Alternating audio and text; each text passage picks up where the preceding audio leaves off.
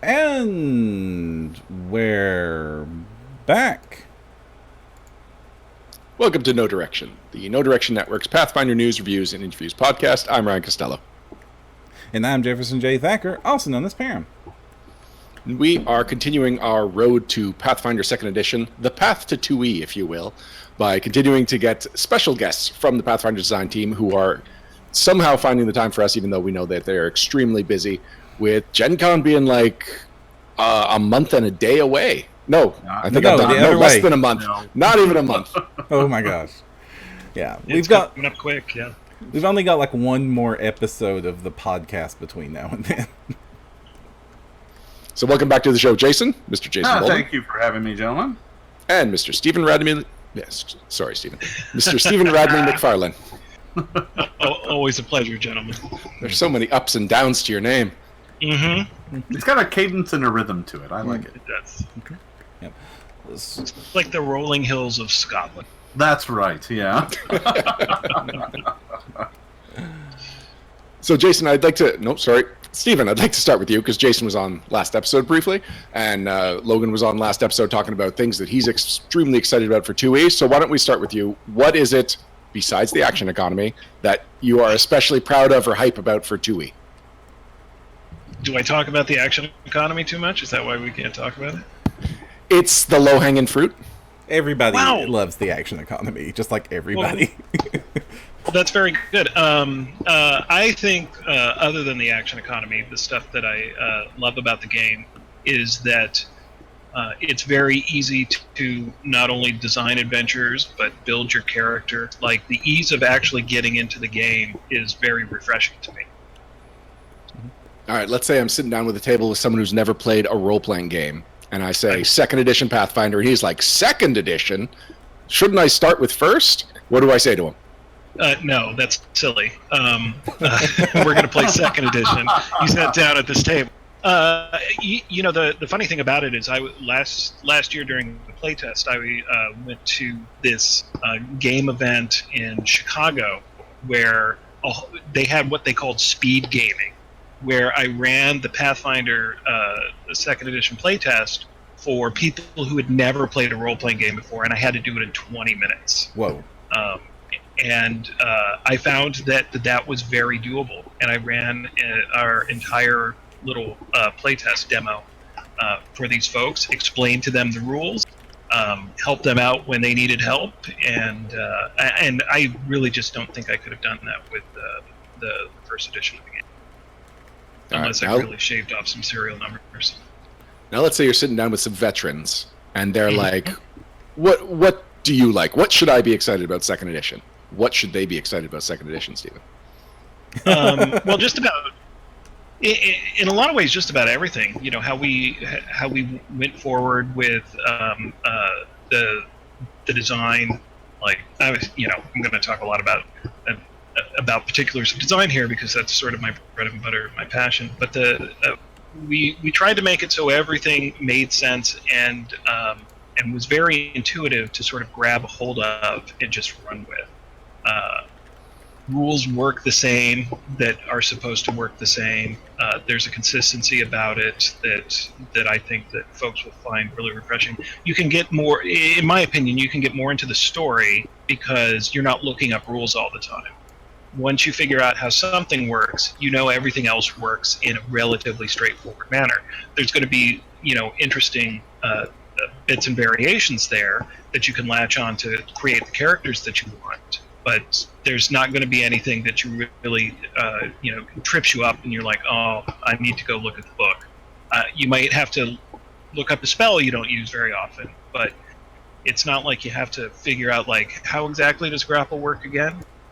Which is the low-hanging fruit stumbling block of P1 and even 3.5 after it. Everything is just... everything's intuitive and streamlined. How does grappling work again? In P2?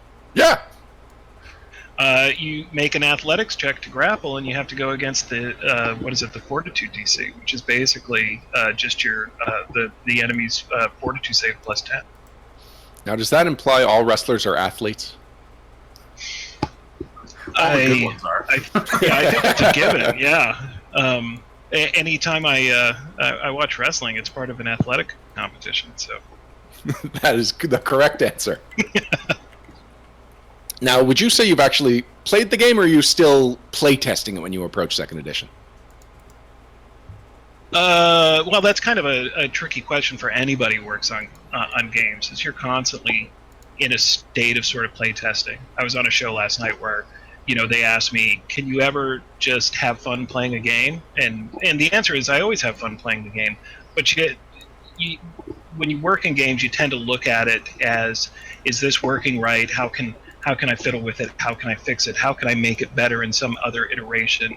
Is there something that I wasn't thinking about? Where are the players sort of, stumbling with? Is there a better way to build this mousetrap? So I would say, yeah, I'm playing it, but in the way that I always play role-playing games with an eye towards it. Jason, was there anything Steven turned over that you were like, wow, you nailed it? That's actually a pretty long list. We weren't talking about it, but Stephen put an awful lot of work into how the action economy actually came together. He helped shepherd that through its earliest phases through to the final resolution of the game. So, considering that's the one thing that everybody goes, that's the thing that is absolutely nailed. I couldn't have asked for a better designed system, right? So that's the no-brainer answer. All right, so then, Stephen, just to reiterate, when I told you not to talk about it, that was a compliment. Oh, okay, yeah, I'll take it definitely as a compliment. But now I want to talk about it. Like, if you're the mastermind behind it, I definitely want to hear, like, why did this come into being? Like, why the 3 action? Like, where did that start in thought of this is the way to make this game better? The kernels of it actually started back when I was working at Wizards of the Coast, and we had just released 4th edition.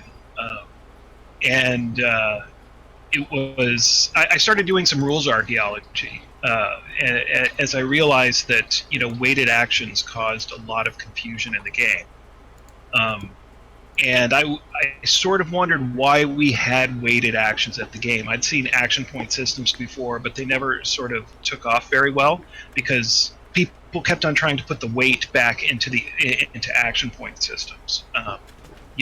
Limit them in some way, and then I just had this epiphany that it's all like, why can't actions just be actions, right?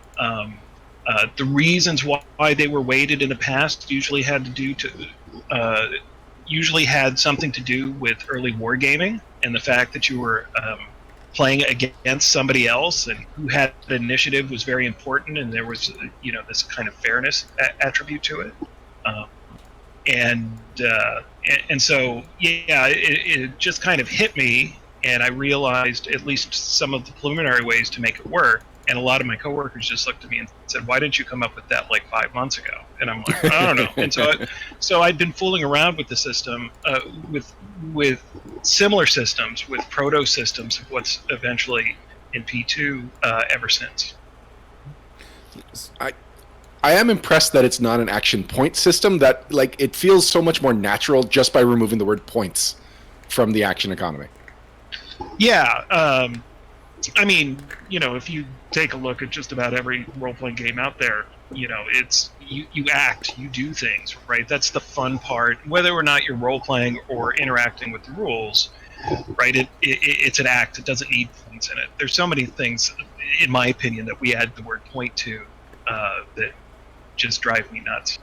So that's mostly being my able fault. to, yeah, and sometimes editors, for the sake of clarity, will want to put on points and everything else, but I'm just like, that's a word I think we can shave off, because in the end it's a narrative game, right? And if we can speak, there's a lot of jargon in these games, but if we can speak about them in a natural way, I think that just helps the narration. Actually, speaking of jargon, it feels like action economies become part of the Pathfinder vernacular. Does that actually show up in the rulebook? No. That's designer speak. Yeah. I think it might have been I tend to look at a lot of these things a little bit more academically than folks, because this is what I do for a living. I think I forget where I came across the term action economy. It might have been Jesse Shell or some other thing that I was working, and I started using that language a lot, mostly when I was teaching game design classes, just to try to get my students to realize that designing a game is actually a creative thing in which you have to kind of step back, look at what you've done, and figure out why it works. Now, I want to know, when you were going with the action economy and going away from the weighted things, what parts of the system of Pathfinder 1 were you hoping to change? Like, what results were you hoping to get from it? A greater flexibility, an intuitiveness, when you're teaching new players. If you've got in P1, if you had a really cool swift action and you wanted to use it twice, right? You basically couldn't do it unless we put a kludge somewhere in the rules in order to do it. And a lot of times that didn't make sense. I mean, if you think about it, everything that you do in the game is just a unit of time. And so in a lot of ways, each action is just your units of time. With a kind of a flexibility, like a rubber band approach, where, if you're hasted, well, you can do more with your time. If you've got something, an interesting reaction or free action suite, you can do something more interesting with your time that other people can't. And in a lot of ways, I think that maps over well to the progression of how we learn to do things and learn to do things efficiently as human beings. So I think that's another way in which it feels natural. Mm-hmm. Now, what did you think when he pitched this action system for Pathfinder, Jason? So I think the early implementation was in Unchained, and we had something like it there, and I think it came out of an early brainstorm just as part of that outline. So, if I recall correctly, when it came time for Pathfinder Second Edition, I think what fascinates me most about it is how it developed and how it evolved. I think in some of our early implementations, we because the word point was still floating around in some of our heads, there was some variability added to it that made it actually not what we wanted it to be. Like, Stephen, do you remember when spells a lot of them were 1 or 3 action and there was no rhyme or reason to it? Yeah. It was used for balance purposes, but it actually made the game really complicated to play at the table. Which the thing that we learned from those early tests was, if we're going to use that system, we have to keep the core of it as simple as possible, which is why all the basic actions almost entirely are just 1 action.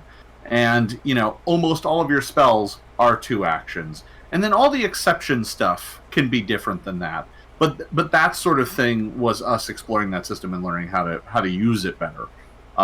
Because I think what we had in Unchained was a mapping to a system that was constantly fighting against it. And that taught us a lot about what direction we wanted to take it for the new version of Pathfinder. Or I think also the fact that you tied the spells taking multiple actions to the components that are required to cast it. So it's still a narrative justification of you are doing 2 things at once to get this spell to work. Yeah. I'm trying to remember who proposed that initially. It's so many meetings, but somebody who was like, why don't we just tie it to the verbal somatic? And I was like, bingo! We do have a question from chat already that relates to this. Darren Caldemeyer wants to know if we'll get a revisit of Words of Power, because it seems to work so well, the idea of the 3 action economy. Oh, God. I don't know.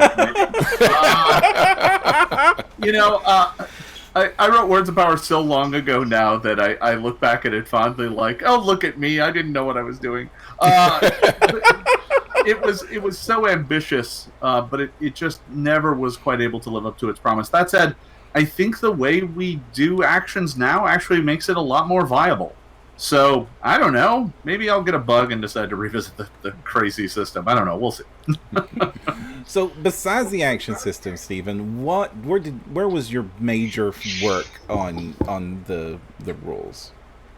Oh, geez, that's like all of us were kind of all over the place. I know I took the first stab at sort of pulling the Alchemist into something that was not as sort of tacked on.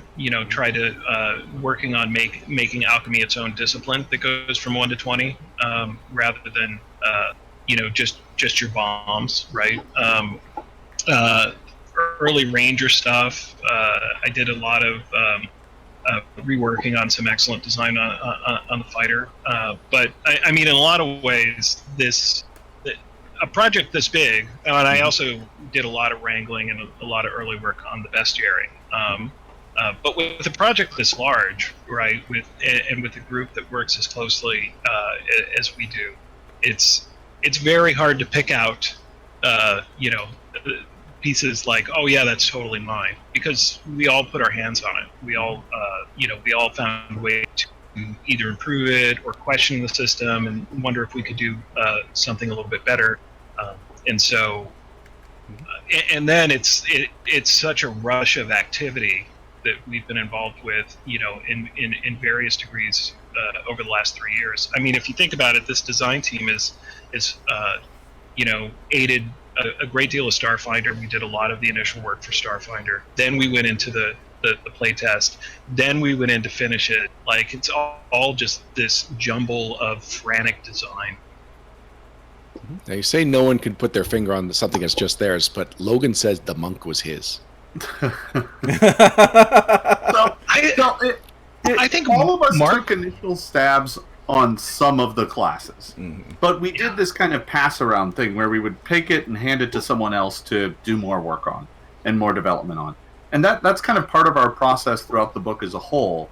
We would work on something to be an originator and then self-develop it within the department, to have somebody else take a fresh look at it for blind spots, look at it for areas that need improvement, and just continue to refine and improve the game. It's really the only way to manage a project of this size, and it also serves to cross-train everyone involved so that they're understanding of everything else that's in the game. You mentioned doing a lot of work on the Bestiary, and the Bestiary is currently sitting behind Jason at 1,000. I believe that troll might be life-size. Just about. Yeah. And we haven't really talked about monsters and bestiaries a lot on the podcast or in the interviews. So what is going to be new and fresh and different or improved for a game master when they're going to look for the critters to kill their players with? I think you're going to find that even a lot of basic critters are more active. They do more interesting things. In some ways, the way that the action economy works lend itself very easily for us to do new and interesting things with monsters. You're going to see fresh abilities in there. I think the layout of the monster stat block really facilitates an ease on the GM side for actually running these monsters. Everything's sort of grouped into sections where it's all like, this is the stuff I need all the time, this is the stuff I need when somebody's trying to mess with me, and this is the stuff that I need when I want to mess with everybody else. Most if not all of the various abilities of the monsters are very succinct. You can read it very quickly and go, oh, okay, I know what this does, rather than starting to flip around. It's all like, oh, monsters have all these feats. What do these feats do? How do these feats interact with these abilities? Which was always the challenge of higher level monsters in P1. I mean, there's only so much we could do. Spellcasting monsters still cast spells, and you're going to still have to look up exactly what those spells do. But even then, with our stat block format, I think it's very easy to, instead of trudging through a bunch of explanation, we found simple ways to give you that information very quickly, and you're like, oh, okay, I know exactly what this does. Let me unleash this damn thing on you, and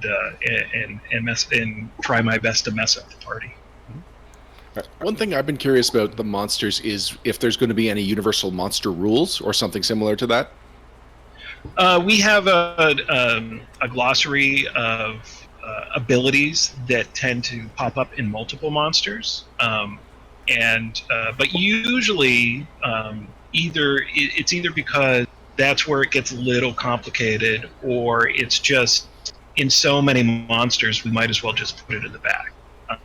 But I don't think the list is nearly as long as what you would see in a first edition bestiary. And again, the way the formatting is, they're a lot it's a lot easier to just go, oh, I know exactly what that does, because the last monster did it. I looked it up then, and sometimes those things are just there to save space. Other times they're just there because to decrease repetition. But there are some of those, yes. Now, what if it's something like I'm running a fire elemental one day and it's got cool fire powers, and the next day I'm running a flaming skeleton, and it's like, well, the fire elemental has the powers that it makes sense for the flaming skeleton to have. Is there any rules for just like porting over an ability from one monster to another? I wouldn't say there's any hard rules on doing that, but for GM creativity, yeah, absolutely do that. I know when we were going through one of our last development sort of cycles on the bestiary, we ended up doing that where we saw it. But the great thing, again, about the format is if you read a monster and you're like, wow, I really like this ability, and you have a similar monster down the line, you're like, oh yeah, I'm gonna put that in there. It's gonna give it a little extra or it might just be very flavorful. But yeah, you can do that very easily. Is there going to be? We're getting a lot of questions from chat about monsters. Pam, can you remind people how they can get us questions? Of course, we do this live in front of a Twitch audience. So during our Wednesday shows, which are every Wednesday at 9:00 p.m. Eastern Time, we have something going on. You can join us for chat, and during the episodes, we'll be collecting those questions and forwarding them on to our guests. Stephen, while we get a couple of questions for you, I have one quick one. Has there been any changes to how a GM might put encounters together with these monsters? Yeah, well, yes and no. I think again, it's sort of a different iteration of the same thing. You figure out, you've got your party level. Everything, monsters have levels. Encounters have kind of a level, and whether or not it's a severe challenge or a regular challenge or whatever. And so you got a budget, but that budget, instead of XP based now, is level based, and then it allows you to figure out what the XP of that encounter will be, rather than using the XP to sort of form the budget of your encounter. Does that make sense? It does, and it actually ties into a question from Baltstani, asking if monsters have class levels. No, although there are plenty of monsters that definitely emulate classes, right? They'll have class abilities and whatnot, but we've got a little bit more of a free-form approach to monster and even NPC design, where you can definitely make a fightery NPC. And if you really want to make a fighter NPC with all of the PC rules, you can go for that too. But you can do interesting and different things with it. You can make it a fighter of a different stripe. You can make it a wizard with a different stripe. If you want to have a spellcasting monster that is also a mauler, be careful not to make it too overpowered, but you can do that too. So rather than having it's less regimented and kind of more benchmark based. Is it kind of like the class templates we saw in Unchained? It's similar. Yeah. We don't really have a template, although I think we're fooling around with creating some of those right now just to make it easier for GMs so they don't feel like they're screwing up. If they're putting a monster together and they want it to have some fighter bits in it, But yeah, it's similar, but a little bit more free flowing. So that does tie into Find the Paths question, saying with monsters having more special abilities like skeletons throwing their heads, will we see templates that allow creature to gain other special abilities? So what's this evolution of, can you expand on the evolution of templates? We only have a couple of really simple templates, so at least right now. So I would guess that there will be an evolution of templates in there, and yes, we will probably do things like that, where it's kind of fun and interesting for the monster. But of the products coming out, I can't speak toward that any further. Mm-hmm. I actually worked on a lot of the templates that are in the bestiary because they're undead, and they're a lot more loose than the previous ones. Kind of like how our monster rules in general are less do these 84 math steps, and more kind of these are the numbers you're kind of generally shooting for. Give it cool abilities that are emblematic of what you want it to be. When it comes to turning a monster into a zombie or a skeleton, there's a little bit of process there to kind of help you understand what its stats should roughly be. But other than that, it turns into pretty much just like, yep, and it's a skeleton, so it, bring a bludgeoning weapon, and it doesn't, talk or cast spells, right? Because a lot of those things are just more like, here's the guideline for turning something into something else. And it's less about, make sure you change the numbers to this right formula, because that's just kind of not how we build monsters anymore. And I have memories of, in 3rd edition, I put some kind of variant vampire template on the troll, where it became immune to damage.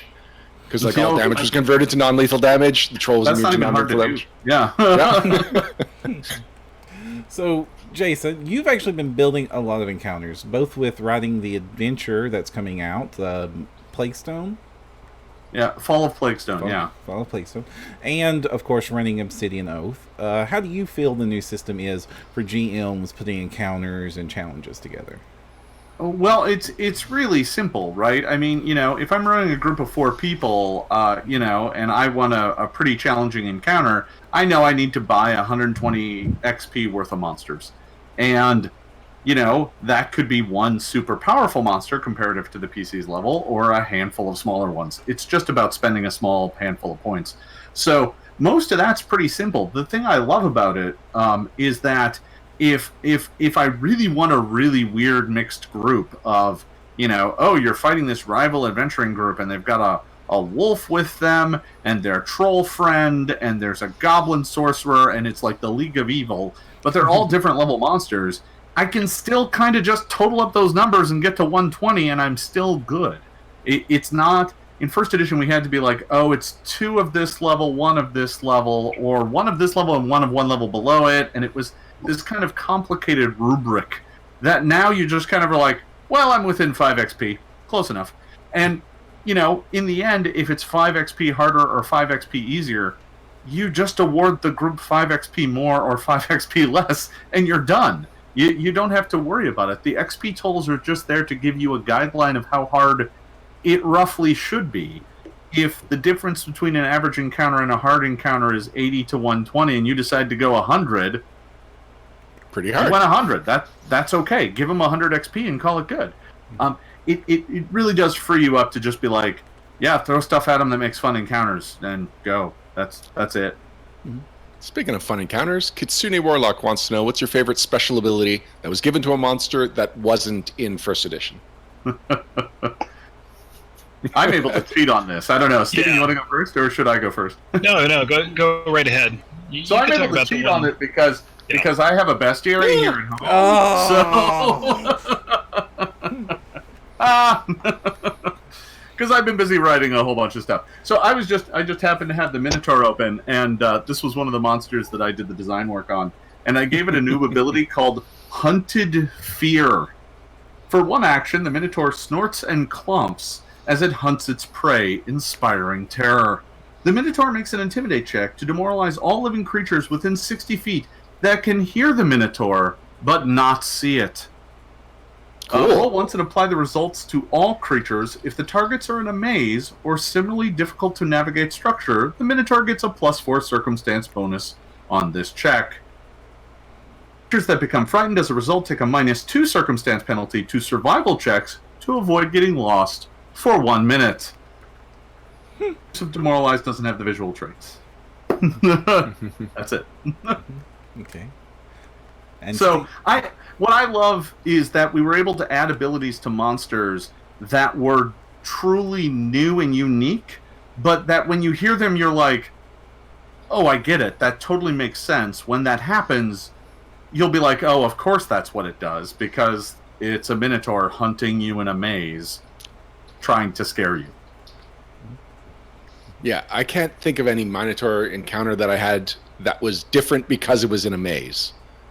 Like, Well, now you can. yeah, now it's definitely like there is a reason to have this in that setting with this monster. Like, it's changing the elements of the encounter. Yeah, Katsune, that moo is a terrifying moo. It's mournful. Oh, I'm sorry. I'm sorry. I should just go. I'm sorry, Steven. Steven, save us. Oh no, you're on your own, man. I mean, so one of the things that we really tried to do is we talked about dinosaurs, and James Jacobs is well known for loving dinosaurs, and just about every bestiary has dinosaurs. And unfortunately, for the most part in P1, those dinosaurs were just variations on the same theme. We have the same problem with animals and everything else. So I opened mine up to the Stegosaurus, right, just to show you, some things that we could do. And the Stegosaurus has, the typical things that you would think he would have. He hits you with his tail. It does a good amount of damage. But it's also got a reaction called dorsal deflection. And if it's targeted with that's triggered when it's targeted with a melee attack. And it basically moves its plates in a way to gain a bonus to AC against the triggering attack. And if the attack misses, then the Stegosaurus gets to step. And all of a sudden, you have a more interesting dinosaur encounter than just this big lumbering beast that is just either going to smash you or bite you or something like that. And so even with simple, straightforward creatures, we wanted people to find something new and interesting that they could do with those. It's not as sexy as a maze.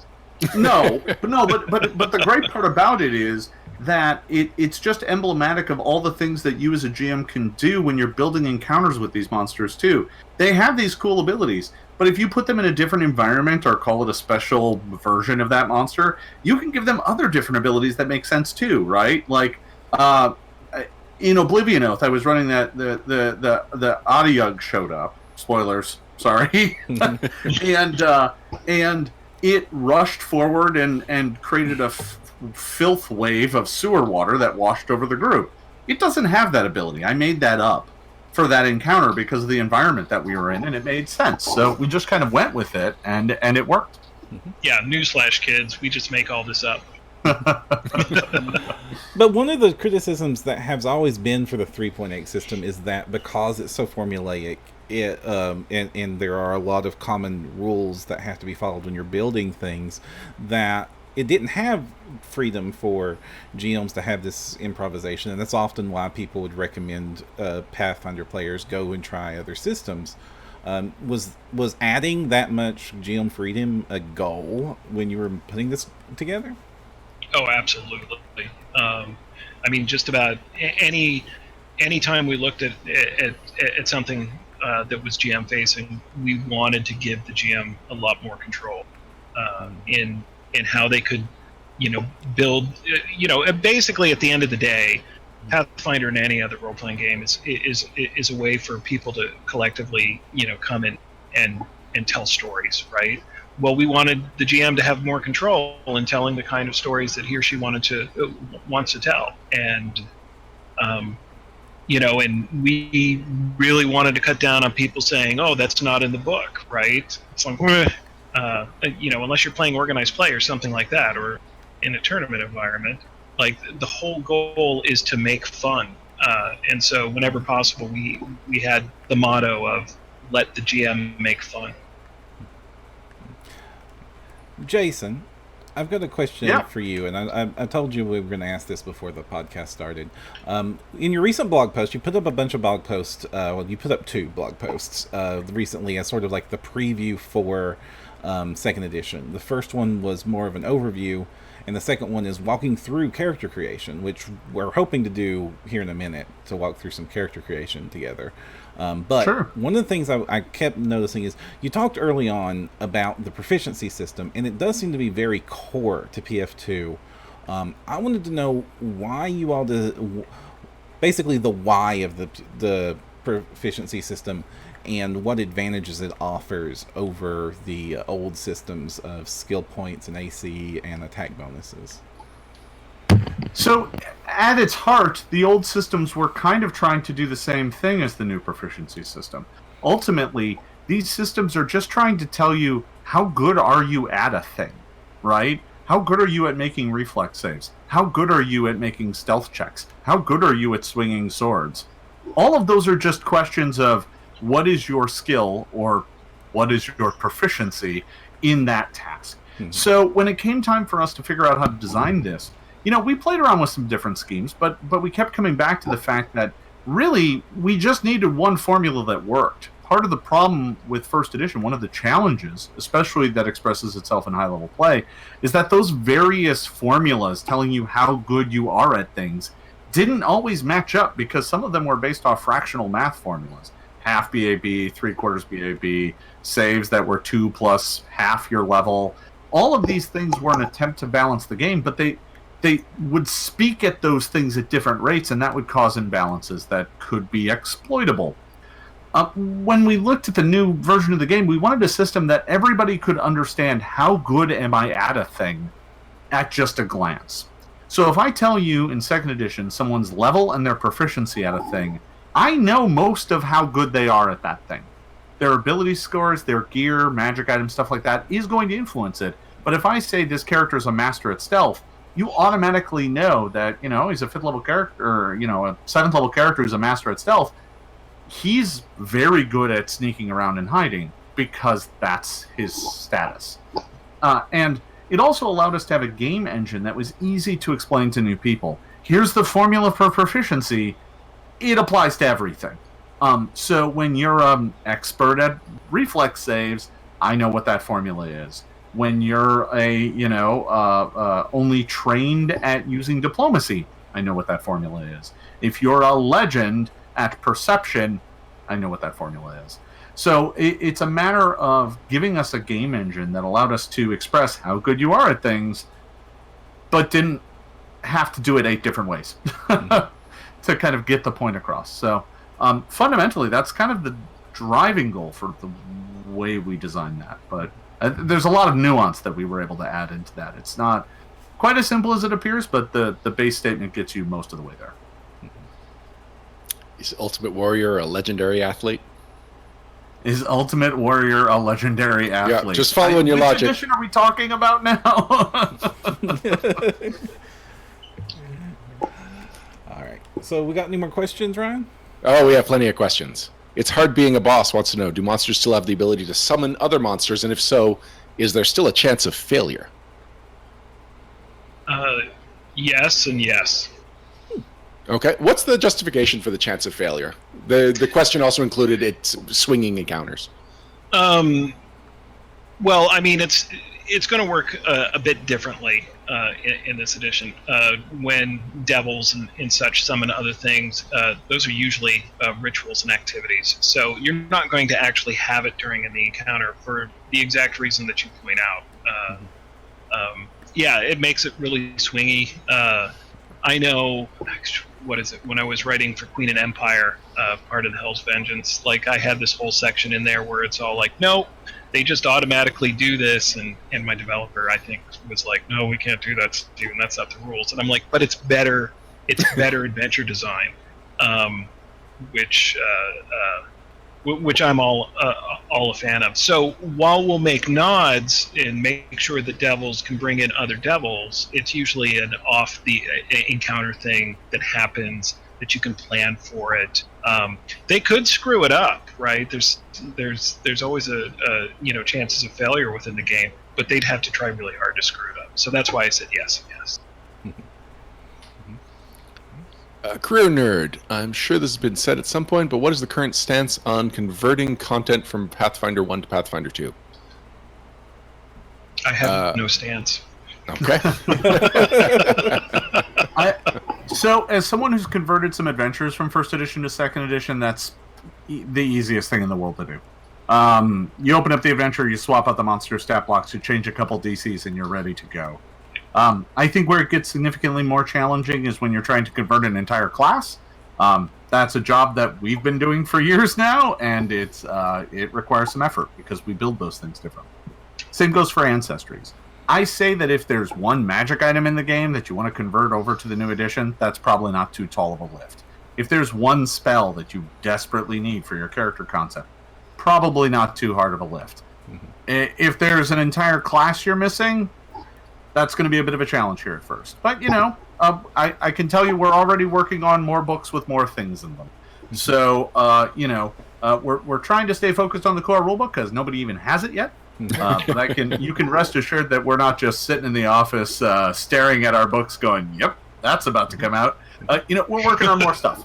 So, we're excited to bring more of the game to you. And until then, I find that a lot of the character concepts you can probably get pretty close on, unless they rely on an entire rule subsystem that we just don't have any of the pieces of. But, if you really want to play a witch-like character in the current version of the game, of Second Edition, you can build a witch-like character. It won't be a witch yet, because the witch isn't in the core rulebook. But you'll be pretty close. That really opens up an opportunity to build a witch-like character. One of the things that during the last episode that was super informative was when you walked us through building a character in the system. And if you're game, you and Steven, let's do that again. Just the high-level overviews. We don't need to math it out. Sure. Okay. So we talked about this in their Discord. We wanted to do a public domain character. So and we settled on Morgan le Fay from Arthurian legend. How would Morgan le Fay be built in Pathfinder? You could do it a couple of ways. Mm-hmm. Yeah. Mm-hmm. I mean, are we talking more of the Excalibur Morgana, or are we talking more of the Arthurian legend Morgan le Fay? I was thinking more of the Italian translation turns into a snake and has enchanty fey powers, Morgan le Fay. Okay, so... Well, yeah, you would start off with either wizard or sorcerer, to be sure. I'd probably go sorcerer. Yeah. Because you could get the Fey bloodline that way. Yeah, definitely. If the you Le Fay bloodline. The very literal about it. Which, if memory serves, I think the Fey bloodline is a cult. I might be wrong though. I'm looking. Okay, so I think not expecting to open up my book tonight. I think Really? I think the way that'll help the audience is if we do it like we did last time and go down the ABC path. So Ancestry's obviously going to be a human, because there's or maybe even a half elf. Half elf. Ooh. Okay, yeah, let's go with half elf. Half elf. Yep. So that but definitely human. Human or half elf, yeah. So that is a ancestry human, if I'm remembering this right, that chose the half elf heritage. That would be correct. Correct. All right. So what does a half elf get? You get low light vision. You get access to all of the elf feats and all of the human feats, so you can kind of go either way and get. If you go elf route, you can start out with a bit of magic in your blood, which is nice. That's kind of your base options. Okay. So Sorry, can you explain what you mean by magic in your blood? The elves have a feat that allows them to get a little magic at first level. This was in the playtest. It's not really a new spoilery thing. They have something called otherworldly magic, which lets them cast an arcane spell. So, you could go something in that route if you wanted. What's a good background for Morgan le Fay? Has part Fey, but she's also Arthur's sister? Half. sister, I think. Well, of course, because the other part's Fey. That's how it works, right? Right. Yep. That's at least the way we're going to go. Yeah, I mean, you could certainly go something like Noble or something like that, but I don't know. You might almost get something interesting out of the charlatan background. Yeah, that's what I was thinking. Real deceptive, conniving, so she gets a little extra oomph from her background. Okay. She's going to want to pump her for charisma anyway. Yeah, and that gives you a boost in int or charisma, plus training in deception. So it gets you a bunch of things that you're going to want to pick anyway, which will save you and open up some flexibility later. And for class, that's the C. Stephen, you said, and Jason, you all agreed, Fey Bloodline Sorcerer. Yeah. And even now that I'm looking at the Fey Bloodline, she'd get Primal Magic, which really gives her sort of that, that old school witchy feeling. She gets her Bloodline skills would be Deception and Nature. Her cantrips, or her granted spells include like Charm and Hideous Laughter, which is kind of a no-brainer. And even her Bloodline spells have things like, Disappearance and Fey Glamour, right? So the blood magic is colorful Fey Glamours dance around you or one target, causing them to be concealed for one round. That's just so much fun. Yeah, and I'm going to go ahead and just pencil in that she gets the Words of Making. We'll just give her that. That's fine. Right.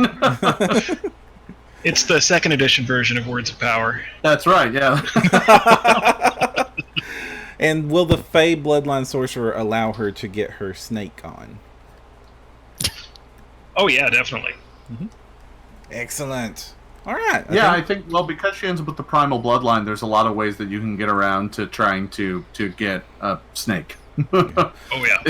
At the very least, you could summon one.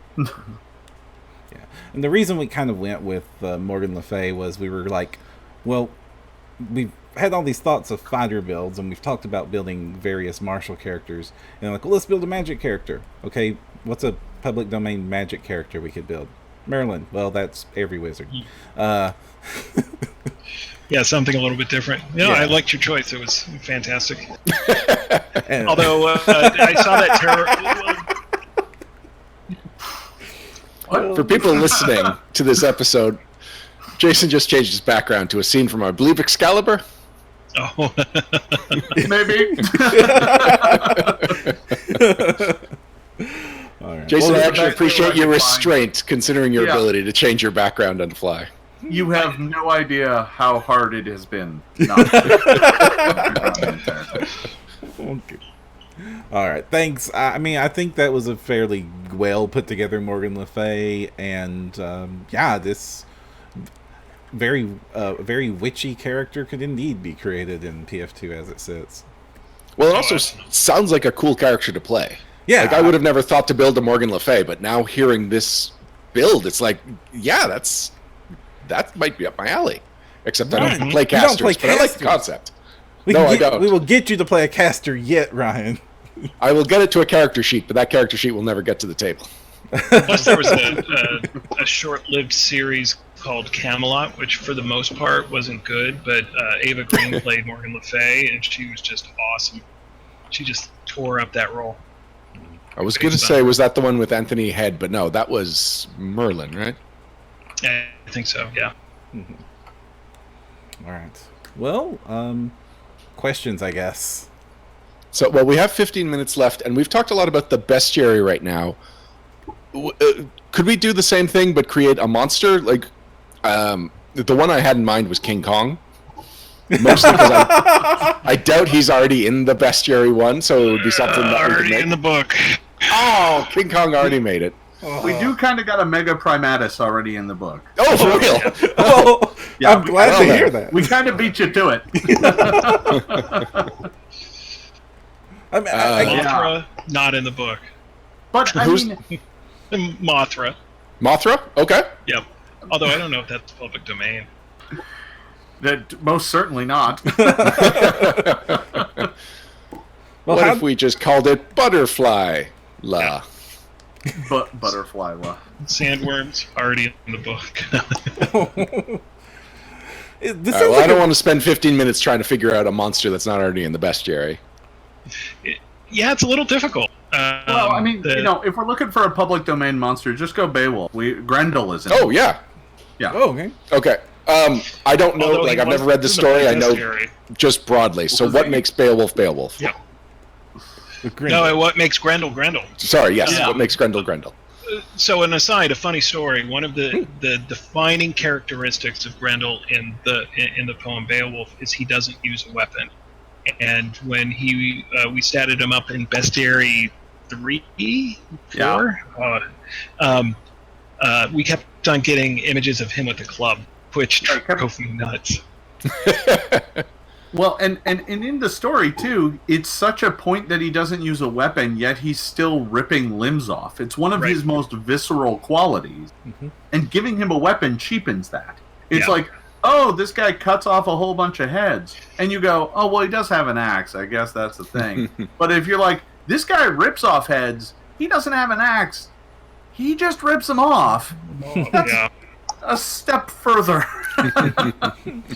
So I'm sorry. No, go ahead.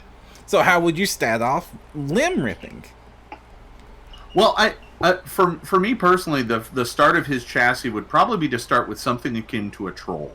He's very troll similar in myth. Big, lumbering, clawed, fanged, very hard to kill, very hard to hurt. I would start with a troll chassis plus. That would be kind of my stepping off point of just trying to figure out roughly where should he live in the world. Because trolls go up, mid level, 5, 6, 7, 8, 9 level. I would put him up in like 13 or 14 or something like that, right? Good meaty high level monster. I don't know, Stephen. How would you rip arms off? I'll toss that one over to you. Hold on, I'm cheating. All right.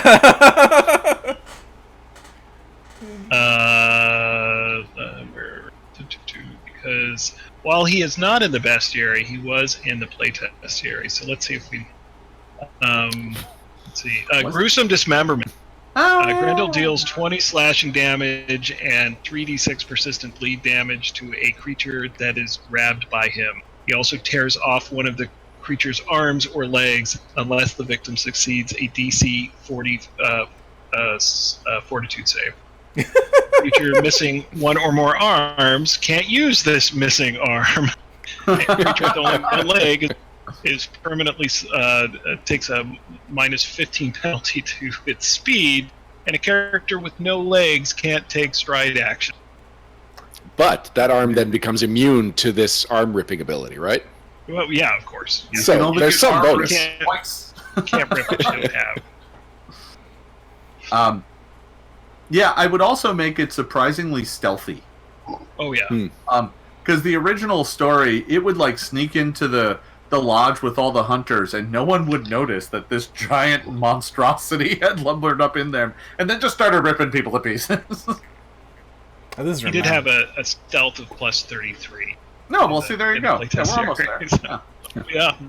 Clearly a legend at stealth. That would be absolutely. So this is a little less structured than the ABCs of character creation. Is that more or less how the bestiary recommends building a monster? Well, the bestiary doesn't recommend building a monster at all. The rules for creating monsters are not in the bestiary. And they're not in there because we wanted to really focus on getting as many monsters as possible in that book. Mm-hmm. So, including King Kong. You will find You will find the rules for creating a monster in the Game Mastery Guide, which is kind of where they belong with the other rules for creating things for the game. Okay, so we will put a pin in this and talk with one of y'all about that when that book's coming closer. But it's worth thinking about though, because even without those rules, you still need an understanding of how these monsters are put together.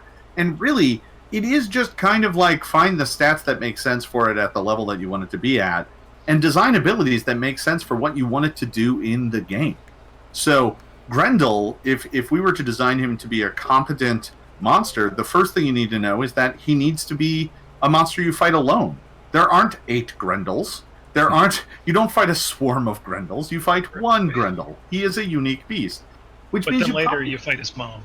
That is true. Yeah. I mean, and I definitely write some synergy abilities in there for the mom-son tag team. But I would also make sure to give him abilities that allow him to attack multiple people at the same time, to kind of take better advantage of the way the action system works, because otherwise he's just going to be kind of out-actioned, right? He probably needs an ability that is a broad swipe that does like bludgeoning damage and knocks everybody back, so that they have to spend more actions getting to him. That makes sense for him, and it also makes him a more capable solo combatant, which is how you're going to face it. And would you have anything to stave off spells that might basically take him out of the fight? You could, yeah. Yep. I mean, like you could add things that make his saving throws better, or allow him to shake off things the round after they occur. I would look more into mythology to find examples of how he turned aside attacks that hurt him, and try and find something to inspire me there. The easiest way is to just give him better than average saves for his level, because he kind of needs to be a bit more resilient in that front. But once again, it depends, if he also legendarily is large and lumbering, so yeah, maybe you do want him to have a bad reflex save. That's one of his weaknesses, and if you can figure that out, you can exploit it. And interestingly enough, his reflex save is the second lowest. Will is lowest, but at the beginning of Grendel's turn, he decreases the duration of detriment spells, conditions, and other effects affecting him by 1 round. So yeah, at least in the playtest version, he's got all of that too. Mm-hmm. Yeah, it's almost as if we had these design guidelines. All right. Well, all right, so Jason, I know we have to let you go soon. Stephen, are you able to stick around to answer a few more questions, or are you probably also very busy? I can stick around for a little longer. Okay, so Jason, we're saying goodbye to you. Thanks, everybody. I had a great time. Thank you once again, Jason. Time. Thank you. Anything you want to shout out to and before you go? No, I'll just leave you with this. I'll get to work on the words of power. The first one you learn is a null nathrach. We'll get it going. It'll be fun. It'll be great. But no, thanks for having me, guys. It's been a pleasure as always. I've had a blast, and we will see you next time. Awesome. We really appreciate it. Mm-hmm. Thanks a lot, guys. Have fun. Mm-hmm. All right, Param, from the technical side, do you need a minute to reframe the Twitch stream? Yeah, I need to reframe. You all just keep talking. I'll just reframe them while y'all do that. Okay. Is this something that's going to be taken out of the podcast, or we just talk about whatever's... Keep going. Just keep going. Keep going? Okay. Nelly Nell Gaming wants to know if there's been any changes to Animal Companions.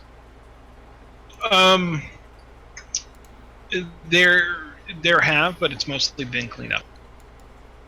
Making sure that the various types of animal companions work well, sort of smoothing out some of the rough edges, but it's fairly similar to what she saw in the... Right. Night Trace has a question I really enjoy. It's just cleric with fighter dedication or wizard with fighter dedication for a spell warrior?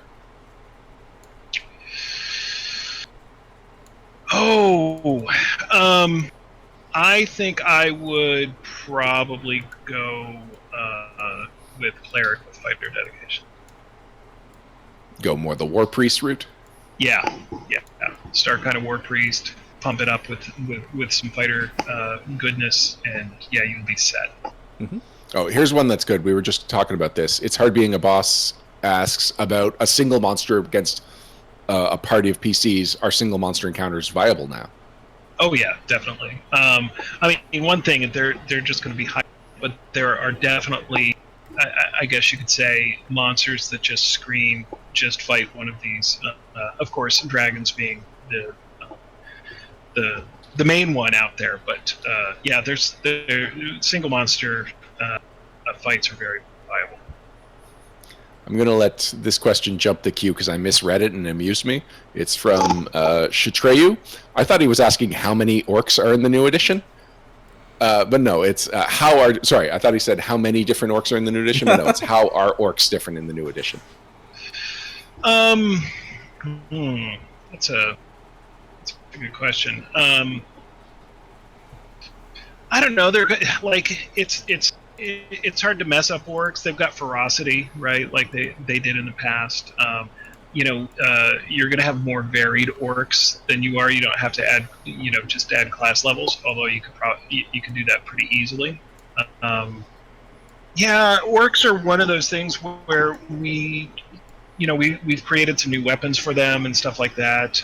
We wanted to really do an overhaul on orcs, and that did not resonate very well. The gorilla kind of orcs that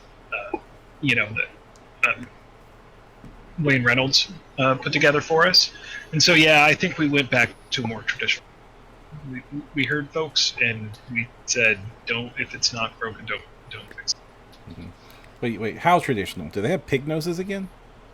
No, they're kind of, very similar to P1. Mm-hmm. They're just big, grayish green brutalizers.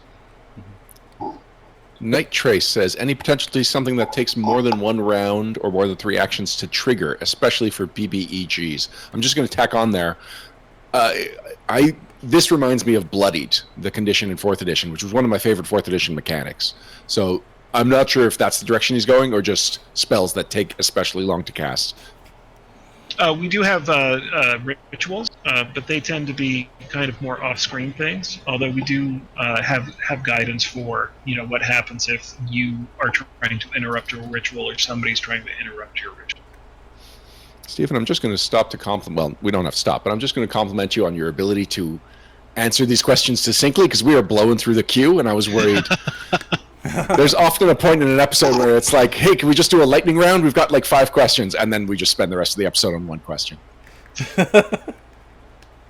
All right, Balthstani wants to know, how are monsters identified by a party?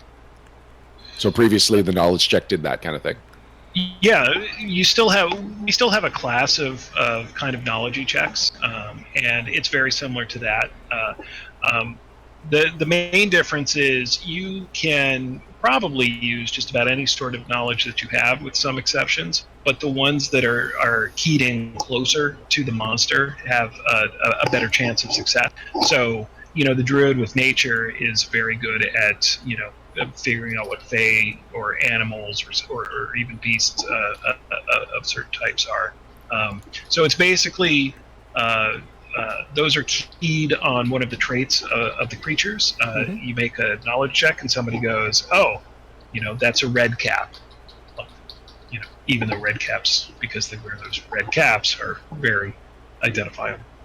Do the red caps still get to stomp real good? Oh yeah, no, you can't have red caps without the stomp. Like, that's the the first defining feature is they're just mean. The second one is they've got a hat that they made by dipping it in somebody's blood, and the other thing is they've got those metal shod boots.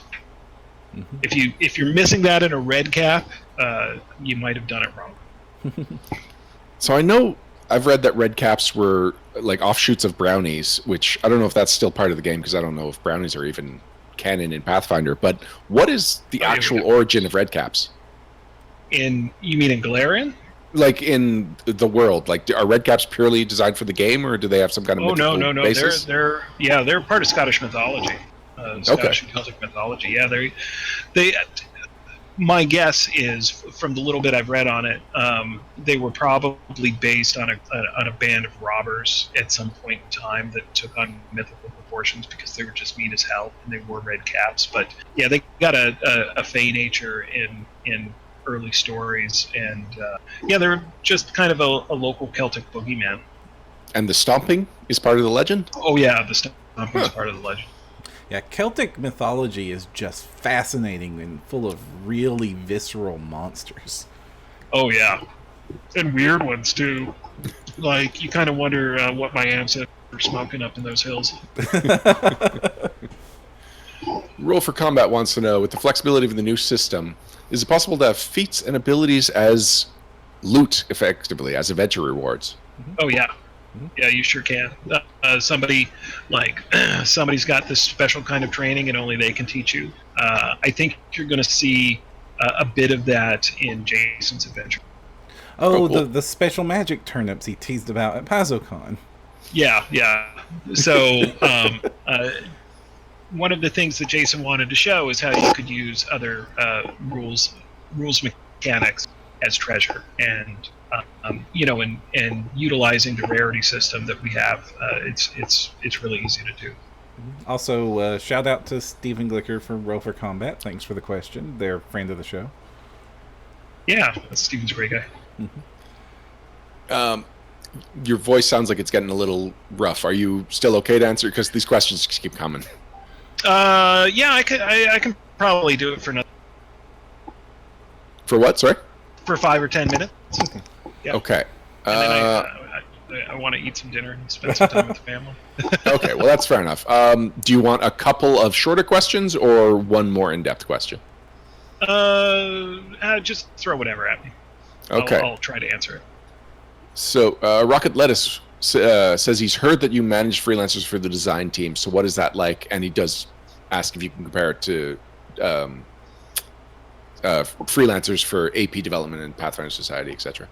Well, one of the differences is we usually have multiple freelance designers on a book.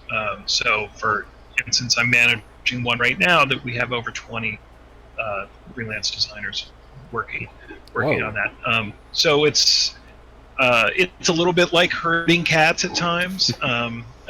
When somebody's late or early, you've got to sort of stop on a dime and figure out what you're going to do next. Clinton Boomer.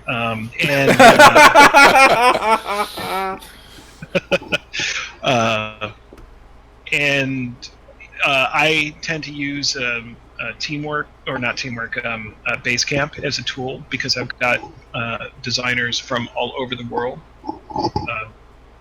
who are working on these things, and a lot of times they'll have similar ideas, so they can put up their ideas and talk amongst one another as a group.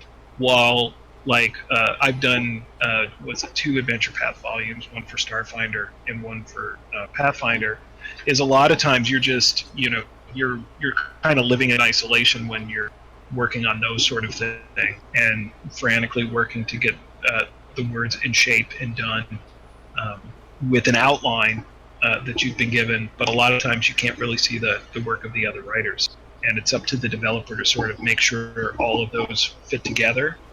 It's a little bit more collaborative on the design side. There's a lot more back and forth communication between the individual freelancers. And we used to have Basecamp in my work, and apparently I was the only one who loved it, and so we got rid of it, and some people even kind of shouted a hurrah, but it was like, no, this is such an amazing communication tool. I can post questions, I can post all kinds of things, and it's super interactive. What is wrong with you people? Yeah, I mean, it's one of those things where you can put all sorts of notes. It's got a calendar. People can create chat sections. If I need to make a change to the outline, I can just tear down the old outline, put up a new outline, answer questions in a relatively easy manner. One of the great things about, and then I'll have the other designers on it. And so if Logan is staying up late and somebody asks a question, and he's bored or whatever, he can just sit there and answer it, or give feedback. So, before all of us come into work. I really like. There's a lot of really good tools out there, and Basecamp is just the one that I gravitated to. But being able to have tools like that, mostly when working in large groups, is just a godsend. Mm-hmm. Now, you said you'd have to stop everything if something was late or early. Why would you have to stop everything if something was early? Well, I don't know if you guys realize that we produce a lot. Sorry, you're cutting out, Stephen. Oh, sorry. Is that better? Maybe. We'll try. Okay. If something comes in early, it's got to go in the right place, so we know where it is. It's got to be kept track of. I need to be able to tell finance when we got it in, so they could actually complete the checks. And so So yeah, if something comes in early, projects this large take a lot of careful management and making sure it doesn't get lost somewhere in the whole email shop, whatever. It can be a little disruptive. Not as disruptive as coming in late. All right. Well, between your technical issues and just your generosity with your time, I think this is a good time to wrap it up. Alrighty. Is there anything you want to shout out to? No. Other than I'm really forward to people getting the game. I hope they really enjoy it and play lots of it. What should someone's first character be? Whatever they want to play. No, everyone has to make the same first character. What's it going to be?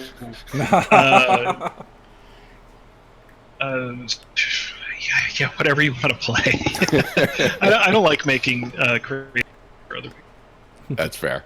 All right, excellent. We're going to see you at GenCon, correct? No, I will not be at GenCon. Really? Oh.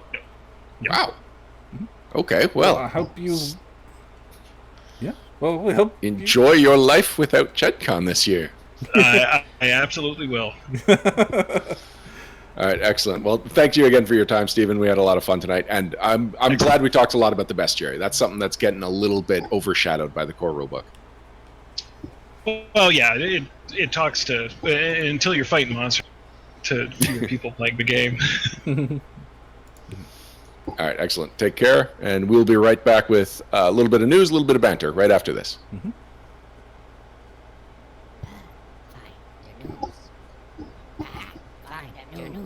Are we off?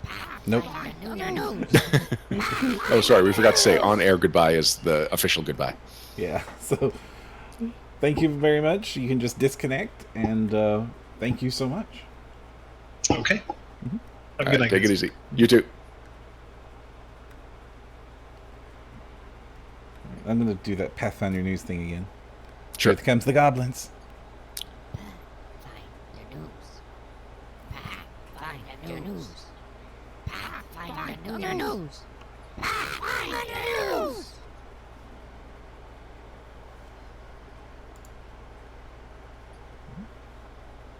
And hope this works.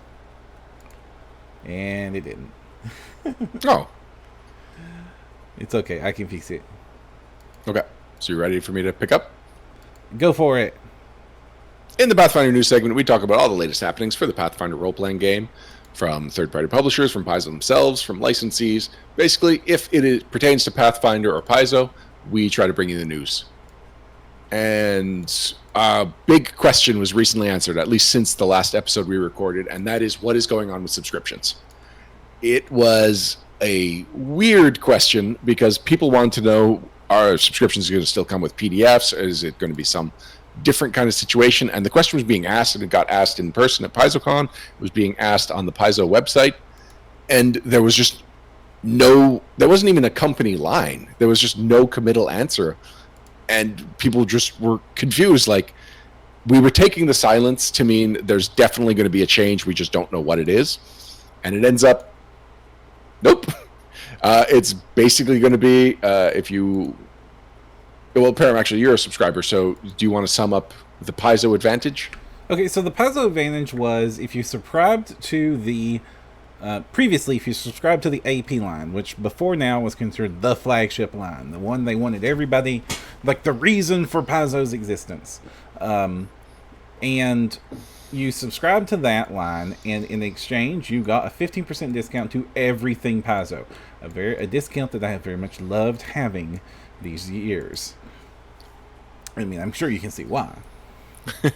You know what? I think it bears repeating that, Param, you get everything from Pathfinder. We occasionally will get a review copy of something, but most of what we do and most of what you cover comes out of your wallet. And that is something that I don't think people appreciate enough, that, you know, this is stuff off of your back, out of your wallet, like I said. Yeah. Well, I mean, I've loved this game forever. And so it's you know, that was before I was even on the show.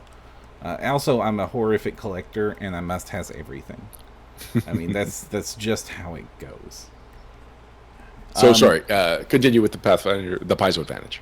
Okay, so the Paizo advantage from this point forward is now you have to have X number of subscriptions. I think it is 4. Yeah, 4. 4 is correct. Yeah, 4 subscriptions, and you'll get the Pathfinder advantage, which will give you 15% off the site again. Everything except for third.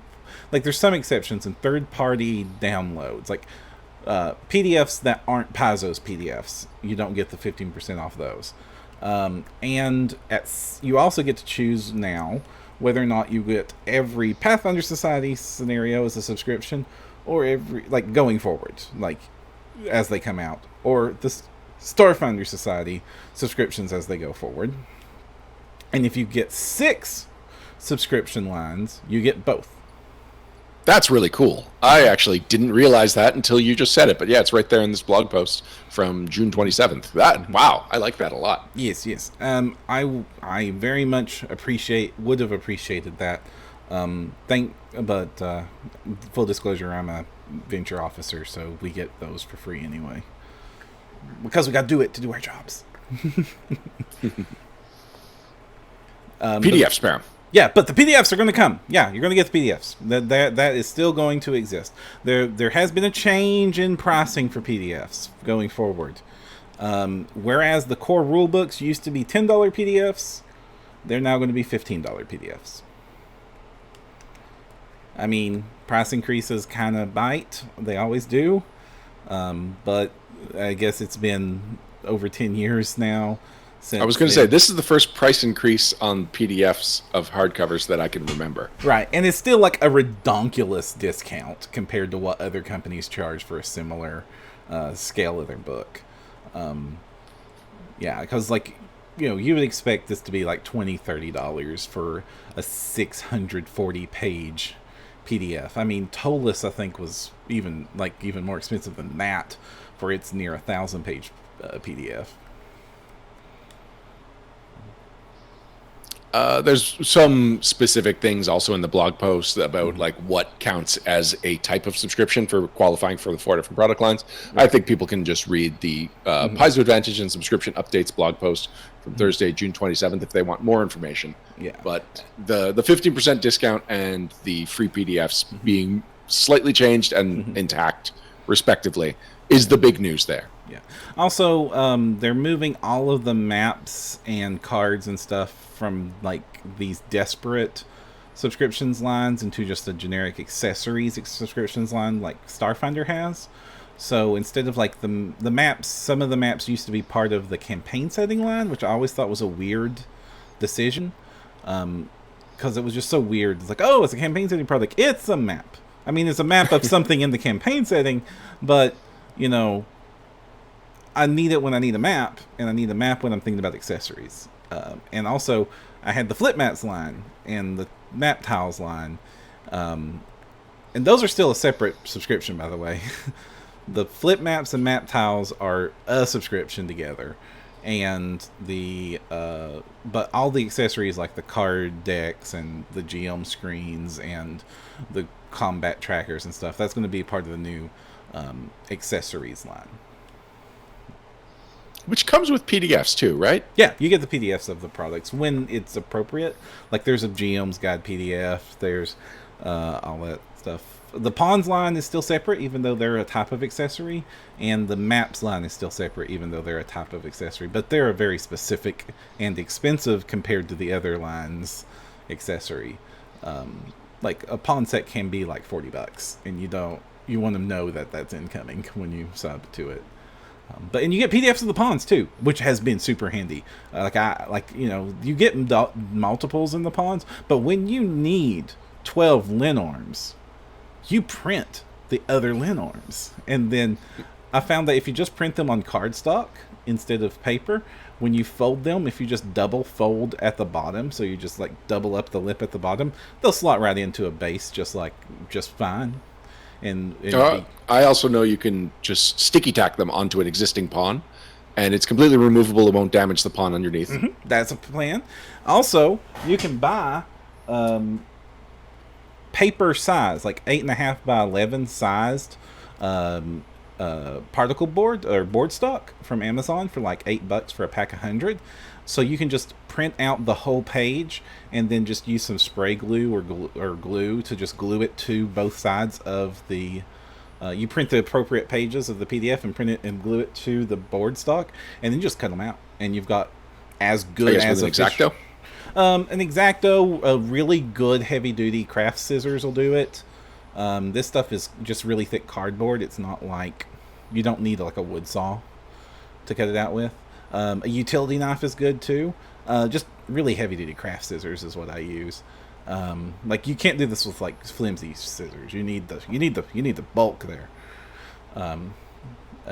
But they come out and they just look at, like, if you print them off on a laser printer before you do it, they look as good as the real thing. So this suggestion, and Numbat18 in chat is saying you could just print it on sticker paper, and that works too.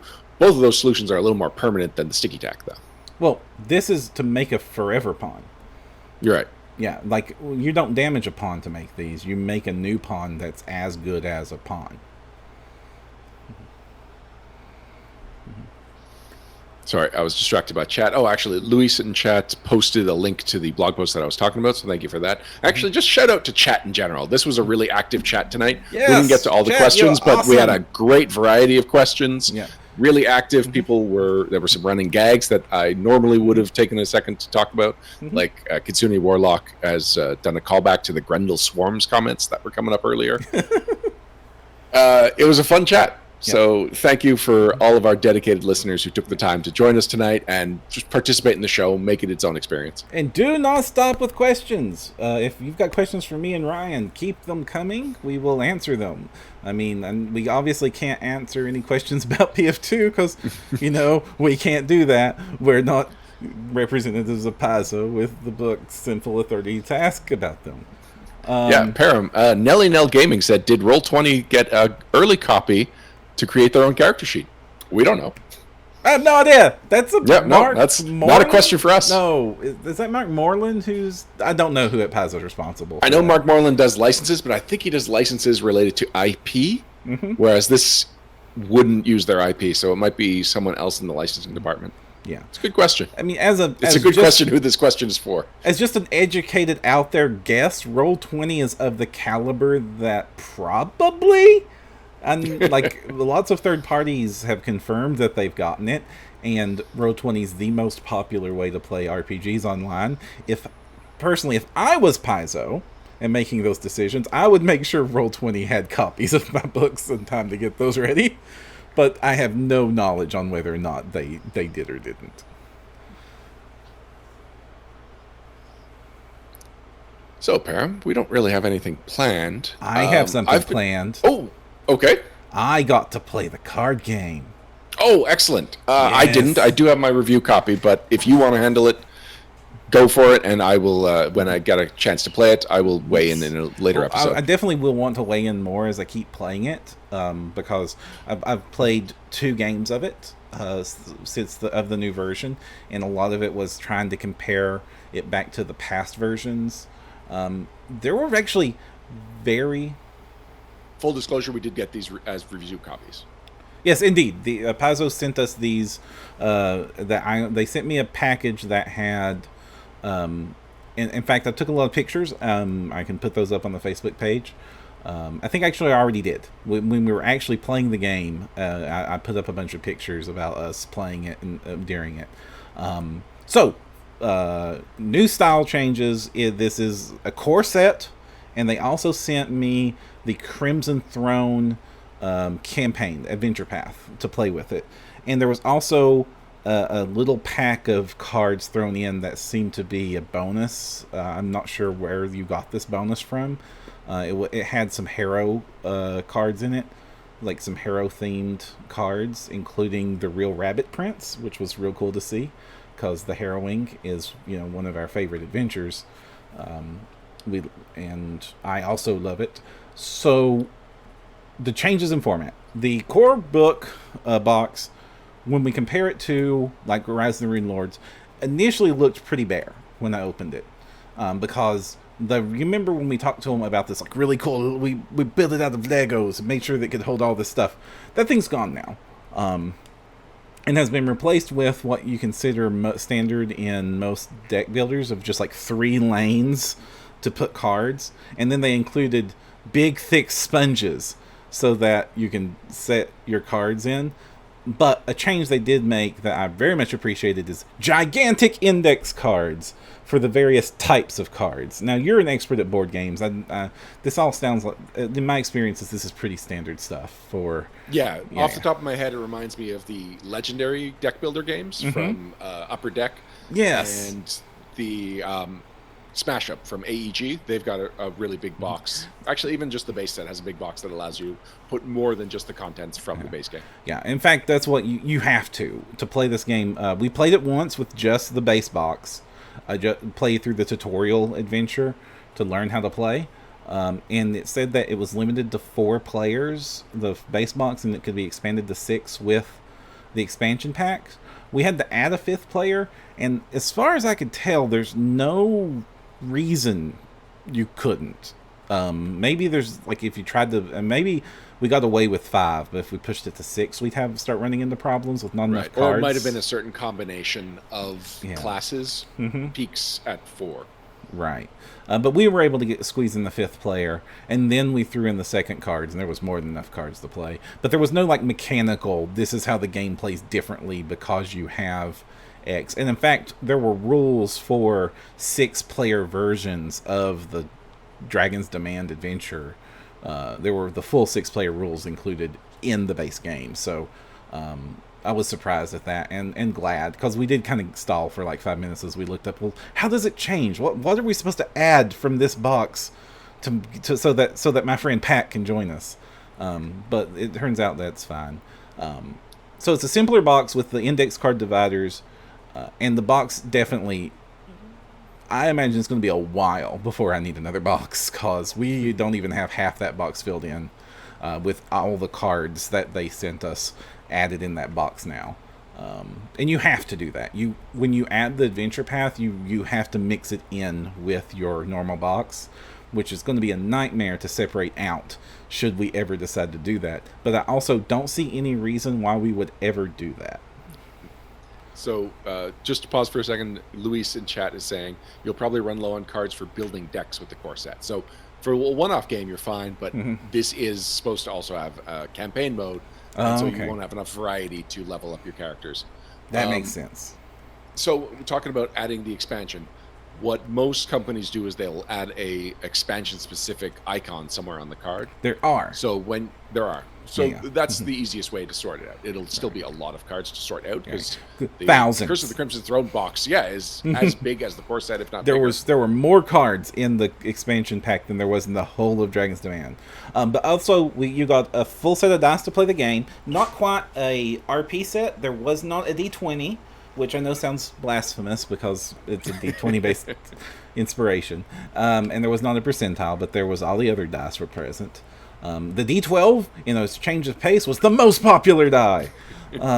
We used it a lot. If you were whatever you were good at, usually you had a D12.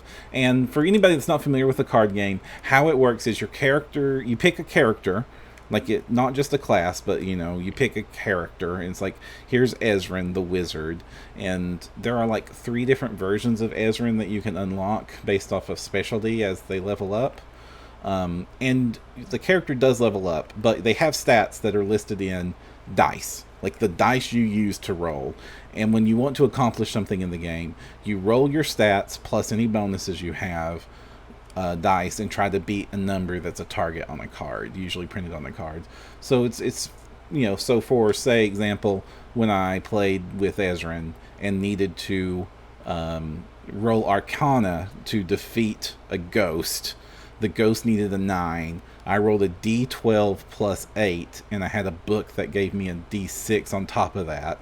So I rolled all that together to beat the 9, and that defeated the ghost because I knew some arcane knowledge that got past it. Otherwise, I was just going to have to beat the ghost over the head with magic, which was also an option, which I would have also used that D12 because that was the same stat, and then rolled plus 2d4 for magic missile. So Magic Missile's a fun spell. And similarly, if the Barbarian was trying it, they had only a D6 in Arcane, so to contrast that to what the low end looks like. Why do they even have a D6? I don't know. Like, there's some abilities where it's like a lot. That did come up a lot. So like you would run into an encounter, and so how the game is set up for players that aren't even familiar with it is you lay out a set of encounters based on the scenario, which are now in books. So you have a scenario book that you grab. That's different. It used to be on cards. Like, you would deal out a card, and it would tell you how to play the scenario. So now you actually have this long... It's kind of like playing the Society. If you ever played the adventure card game Society, they, like, have this little printout, and it has, like, here's the story so far, and, like, this is how we set up this encounter, and then play the encounter by setting up these locations based on how many players there are. The more players, the more locations get laid down. And then these are the bosses and mini-bosses and dangers that are in the scenario. So, like, we were exploring some runes, and one of the danger was collapse. So every so often a card would say, trigger the danger, and that meant we would look at what danger was there, and like, oh crap, the ceiling's collapsing, make agility checks or get crumbled and hurt and bad stuff. And then you would go to the locations and keep encountering it, which was just each location had a deck of stuff that would happen there.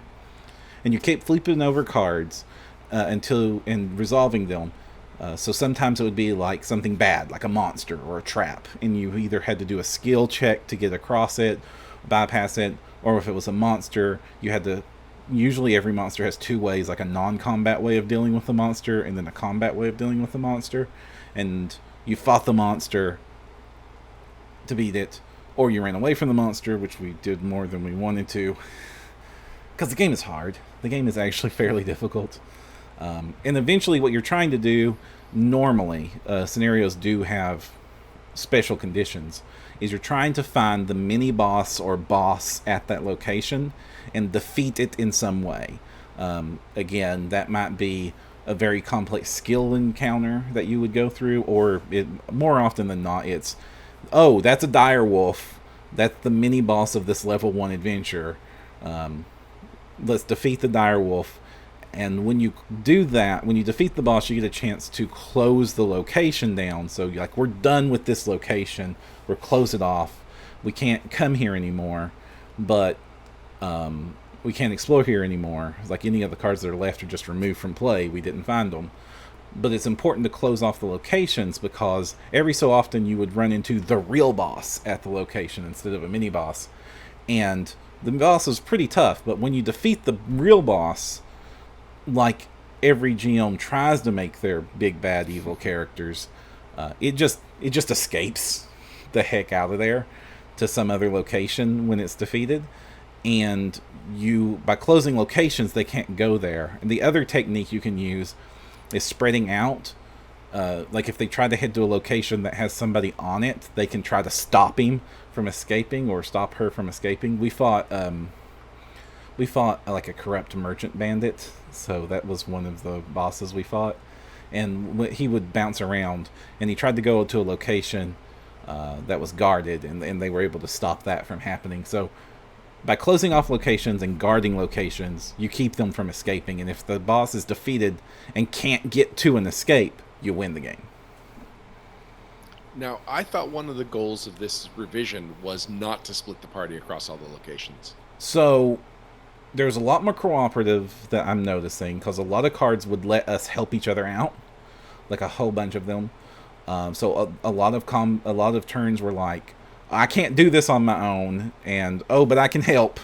And then, like, everybody's throwing out cards. It's like, and here's the book that makes that easier, and here's a potion, and I bless you. And the only restriction that lists there is like only one of each type of thing can be used during a test. But you have to be at the location to help them out. Though some abilities you didn't have to. The Ranger had, like, one of the things it could do with its ranged, it could stand at one location and help in combat at another, which was a really neat way to handle that mechanic. And it definitely felt like we lost the second adventure we played because we spread out. And it felt like, if we were to do this over again, we would have stacked on an area, and then manipulated the deck so that the people that were best at the thing were the ones that flipped that encounter, and then were helped by the people around them. And by splitting up, we just kept getting way in over our head. Plus, like, this zombie horde hit us that was part of the Curse of the Crimson Throne. Like, you just, like, when you're building the things, like, it's all these random monsters. It's going to be completely random the next time we play it. Besides the bosses and mini bosses in danger, that's pretty much all that stays, that we know we're going to go up against. But all the random encounters, we just don't know what it'll be. So we drew this one that was just like, zombie horde. Oh, we spawn zombies at every location. And the only way to win this card is to every single person wins their combat. And we almost made it. The fourth person didn't make it. And then when we didn't, and this happens a lot with dangers and monsters, you just says, oh, if not, just shuffle it in randomly somewhere. That horde will be back. And we've just dreaded it. It was like we just avoided the location it went in. It was like, we can't do that again.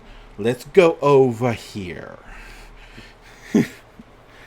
Now, Param, as a collector, what did you do with the box for Curse of the Crimson Throne? It is currently sitting empty in my car, and I have no idea what I'm going to do, because this has presented me with a dilemma. The box is worthless to me, but it's the box. Also, this is only a small ding, because overall I like this format so much better than the last format. The cool interiors were nice and all, but that was only very specific. And then when you started to try to add things from the stuff that they added afterwards, like trying to combine multiple sets into one to play like more complicated games or society games, or you started buying those individual character packs, the boxes just weren't enough eventually. They just couldn't hold it all, and the dividers actually made your life more difficult than easier. And so this just trough that with the cool dividers, but that's how I store all my cards anyway, so I shouldn't complain. Like when I used to play Magic, that's exactly how I stored my Magic cards. And the Crimson Throne box, it's just an empty box with packs of cellophane wrapped cards inside, and the little booklet explaining how to play the game, and nothing else. No dividers, no nothing. So it's just this empty box that says Curse of the Crimson Throne on it that I have. And I don't know what to do with it because it's just a box. But the collector in me does not want to destroy the box or throw it away. Okay, but the collector in you is not keeping those cellophane wrappers, right? No, those got tossed. Okay.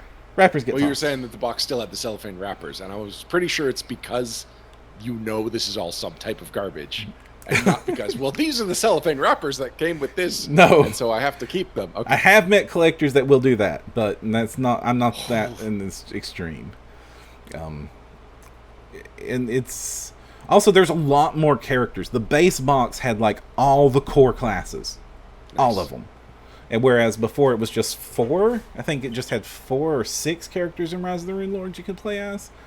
And this has the entire core rulebook roster. And then when we added Curse of the Crimson Throne, they had a bunch of characters from Curse of the Crimson Throne you could play, plus the Scald. The Scald art was used for one of the characters. And also Varian Jaeger. Oh, really? Yeah, and Radovan. But Radovan was not... When I played Varian, Varian entered play as the main character. And Radovan was a cohort that you played alongside Varian that stayed in play the whole time. And those Radovan's not going to be happy about that. And it was kind of broke and cool because the two of them, whenever I went to a cat challenge, it could be like Varian be like, I don't know how to do this, and Radovan's like, my sneaky butt does. And then it's like, so he basically Radovan just let you cheat. Like, it would just let you use your good stats on things that you shouldn't be able to do it. And it just felt really cool. Also, Radovan, you were allowed to restock him, which is throw it at the bottom of your deck. And he just jumps in front of a bullet for Varian. That felt very much on point. So when Varian would take damage, you could just throw Radovan to reduce it by 3. And 3 was that's a lot of damage in this game. Usually you don't suffer more than that. Except for the time I did, and that was terrible. Like we just like, oh crap, there goes all the wizard's dead, guys. We can't. That's it. We're done. But you could just throw Radovan at it, and he just went like Myzelias and took the hit. And I don't know how I didn't realize Radovan and Varian Jaeger were in this book, in this box. I don't know. That's who I played the second round because I was like, I don't blame you. And Varian had a really cool ability. A lot of the spellcasters have cool abilities where usually when you play a spell in the game, you bury it, which means it's gone from your deck and can't come back. 'Cause it's a caster.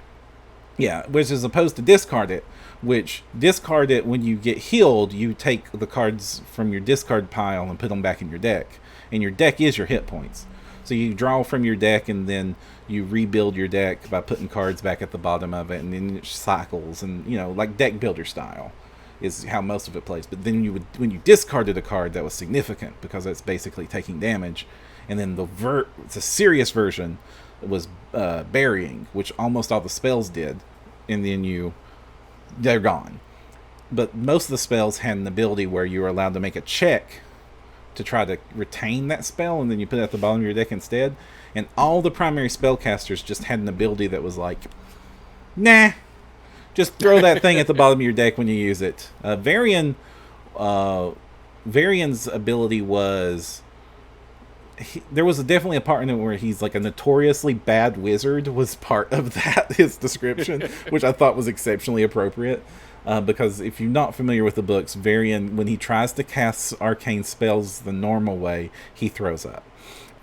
Let's take a second, just in case anyone is still confused. Like, who is Varian Jaeger and why do they care so much? They're the main characters of Dave Gross's Pathfinder novels. Starts with Prince of Wolves, and some of our favorite of the Pathfinder novels were the Varian Jaeger, Radovan novels. And they were kind of the flagship. Like the first one, Prince of Wolves, was the first Pathfinder Tales novel. Wasn't originally intended to be, but it was the first one that was released. It released simultaneously with Winter Witch. Right, but Winter Witch is often forgotten, whereas the Varian Jaeger and Radovan books are just beloved. Yeah. With good reason. They are a lot of fun. Yeah. Both those characters and the read. Yeah. And so Radovan, Varian, at the end of his turn, whether you cast a spell or not, you're allowed to take a spell from your discard pile and put it back in your deck. And because he had training in arcane, when he casts spells, they go to his discard pile instead of being buried. But he always fails the check to retain the spell. That was just always. Because he throws up. And the way he gets around it is by cheating, which is how he gets around it in the novels. He cheats to cast spells. And so that's how the game is. Like, you just keep stocking these spells in advance and prepping them in advance. And then you'll get to use them. And you get to get back spells like several turns later that you cast them if you want, which other spellcasters didn't get to do. But in the short term, you're a really crappy wizard. So that's the riffle scrolls? That's what that mechanic is? Nice. Now, I have a whole bunch of character packs from first edition. Are they at all compatible with the second edition? Absolutely, yeah. Good. Yeah, all the cards are compatible. There's some cards you're going to need to look up, some errata. We noticed that Sacred Candle got a big, significant nerf, and it needed it, because it was kind of an item that was so good you needed it in every deck. It now just delays the timer by one turn instead of bunches. And, so there are some that you're going to need to look up. But for the majority of it, it looks like it's intended to just, if you've got cards, you keep them and keep using them. And I'm going to need to decide if I'm going to do that or not, or just let this be my blank slate as we learn to play the game going forward.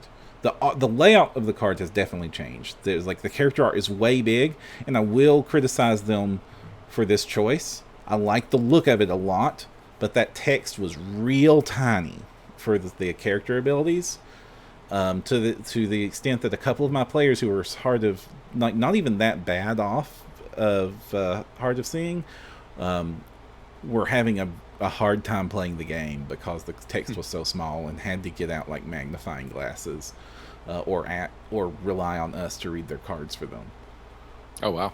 Yeah. So that's my criticism there. But the rules changes that they do have, and they have a nice little page at the back of the rulebook of, hey, you played first edition? This is what you need to know. They kit And you. apparently it's online because Luis in chat just linked to the conversion guide for the ACG. And just reading through that was all we really needed. We caught on pretty quickly, and it was fun. I liked it. My group was asking to play again. So that's always a plus when the players want to play more of it. I want to play it again. I like this new format. It's easier to keep track of, and I just like it. I like it a lot. All right. Well, I was thinking I would also review this at some point, but you gave it a very thorough review. I don't know if there's anything I can add beyond whether I liked it or not, but I do hope that we can have Mike Selinger back on the show sometime, and by then I hope to have played the game. Yeah, and also by then there might be more stuff to talk about. I also have not played the Adventure Card League, and be interested to find an opportunity to do that. Yeah, we are, we've got the spoils of 2E to cover, and there's a lot of good stuff to talk about there. Plus, we're doing a lot of con coverage, which is why I haven't. Plus, other stuff going on that our patrons know what I've been going through the last couple of weeks. I guess our listeners do too, just technical stuff. So there's been a lot of stuff distracting me from the card game, but even with all of this cool stuff going on, I'm very much looking forward to it, and it's sitting in the top of my queue. Yeah. And I'll tell you, I was definitely more apt to play and keep playing because Curse of the Crimson Throne, I got it all at once. I didn't have to buy part 2, 3, 4, 5, and 6 as separate purchases. And down the road, I think that format change is what this game definitely needed. That's because that's a big ask for somebody to commit. Because now it feels like we have a legacy game we can play through, and whereas before it was like we were subscribing to a game we might play through. And it was real easy to just stop buying cards. Now, to be nitpicky, this isn't a legacy game, it's a campaign game. Legacy games, usually you need to destroy something and never be able to play the game again for it to officially be a legacy game. So, Paizo, add cards that we set fire to. Well, Luis did just mention that you could play the Weeby Heroes in the ACG. Yeah, I bought. They had some when we were playing it. We played it at my friendly local gaming store, and they had their free RPG display still up with like a few copies of the games that hadn't been plucked yet. And there was just like a couple of Weeby Heroes there, and so we just grabbed that and we just threw it in the box with the rest of the books, and we were like, "Ooh, we can be goblins later." We grabbed 2 copies because you have to cut some cards out of the book to add them to the game. So I guess we're going to have to find some sleeves. I dread sleeving this thing because it's thousands of cards. Well, which is why Paizo Paizo is really cards. smart to release sleeves for it, like officially branded sleeves, so they get a cut of every one of those sleeves. Yeah. It's 1,000 cards, I think. A little over 1,000. Now, couldn't you get the PDF and just print them out instead of cutting them out of the book? Yes. Weeby Heroes is a free PDF, isn't it? I don't know. I do not know Usually that, is. but probably. I am going to look that up. It's getting late. I kind of want to talk about Free RPG Day and Weeby Heroes, but I'm worried we won't give it justice. What do you think, Param? 10 minutes to talk about Weeby Heroes? Sure, I got 10 minutes. All right. Did you read or play or GM Weeby Heroes? Nope. Okay. I played it. For Free RPG Day, I ran Skitter Crash. Right. How'd that go? Really great. A lot of my players loved playing through it, wanted to be Skittermanders. The boon that it unlocks is hilarious. I don't want to spoil it, but you want to get it, go play it. It really showed off what Starfinder was capable of, because these are level 3 characters that you're playing at this point, and they cover a wide variety of the system. There was a lot of varied challenges. It takes place on a planet that the ship crashes into. That's sort of the kick of the adventure. It doesn't, and it just showed that off really well. Showed the game off really well, and I ran a couple of demos of it, and people came back from the demos. They want to play in Society now, so it really sold it. Awesome. I do wonder what We Be Heroes Legacy will be. Because, oh, by the way, there is a free PDF of it. Because it's a playtest module and it's not a familiar goblins, and now playing a goblin isn't a novelty. And it just doesn't feel like people were super excited about this one. On any point. I don't think there was a major hype behind it. I don't see a lot of people really looking forward to picking it up, and I haven't heard any reviews of how it went. Right. So I'm just curious this time next year if we're still talking about these goblin characters, if they're going to be revisited at all in the future. Right. Maybe their legacy will be the adventure card game. I have heard people that have read through it were impressed with it. Oh, good. We didn't run it, and I kind of made that call for my local venue to not run it and run Skitter Crash instead, because of the nature of it being using playtest rules and not 2e rules, and I just really didn't want to confuse my players right on the cusp of 2e coming out, of learning and then unlearning a game system for a one-off demo, especially since we know in our opinions that what we've seen of 2e so far is an improvement over the playtest. I didn't want to sell 2e short that way.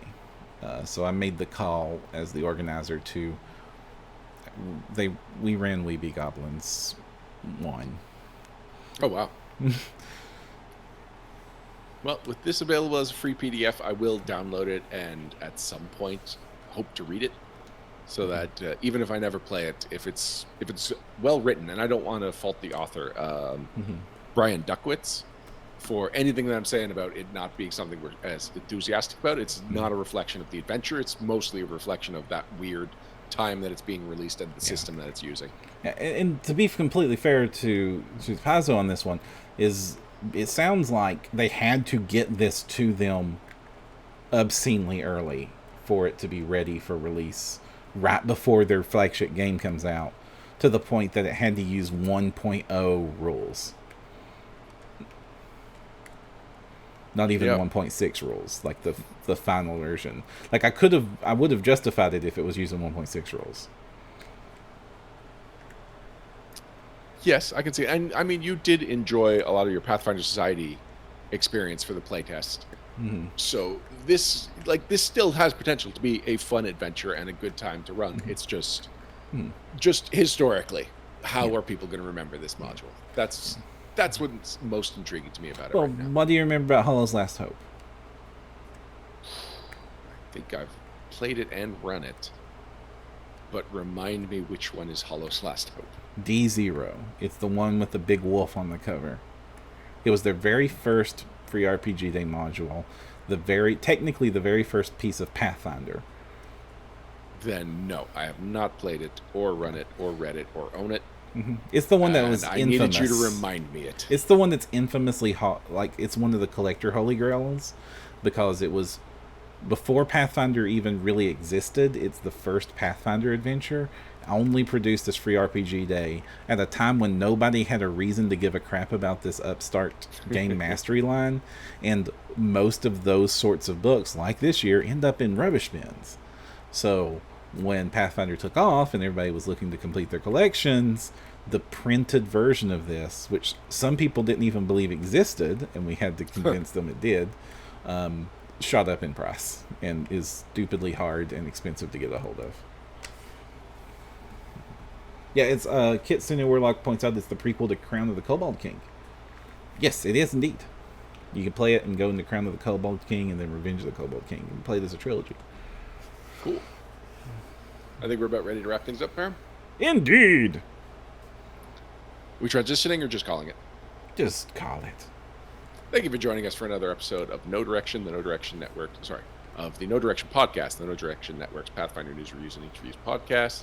Before we go, a couple of things I want to bring attention to. Once again, I want to thank our guest, Jason Bulmahn, who thought he was just going to be joining us for the character creation part of it once again, and we kind of sprung it on him that he was going to be sitting there, and he was mostly just listening to a Stephen Radney-MacFarland interview, but he was throwing in some points. He was informative. I've been listening to a lot of Jason Bulmahn between the seminars and just other podcasts having him on, and he still felt like he threw in some new anecdotes and was just there's some new revelations.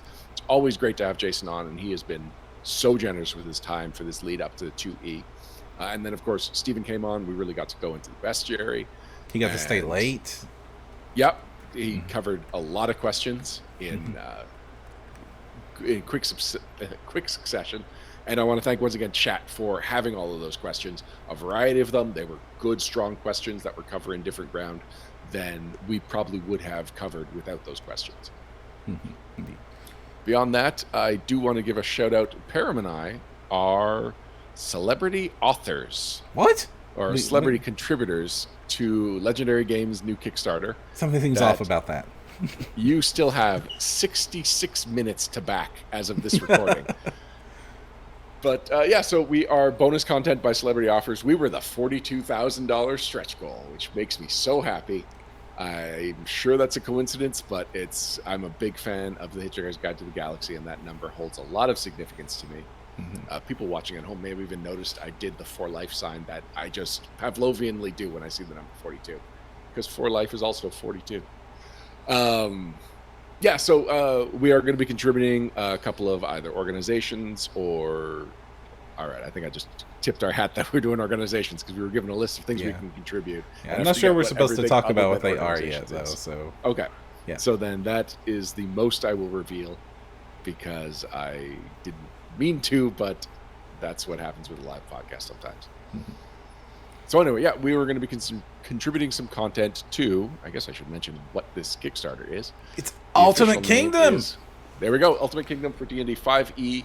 Or Pathfinder RPG. So it is a hardcover, a massive hardcover from what they're saying, a collection of Ultimate Kingdoms, which Param, you are, I know, a really big fan of Ultimate Kingdoms as a third-party product. Yeah, I mean, it really expanded the whole concept of Kingmaker and kingdom building, like, significantly. It's one of my favorite books that was produced. I'm glad to see this compilation come together.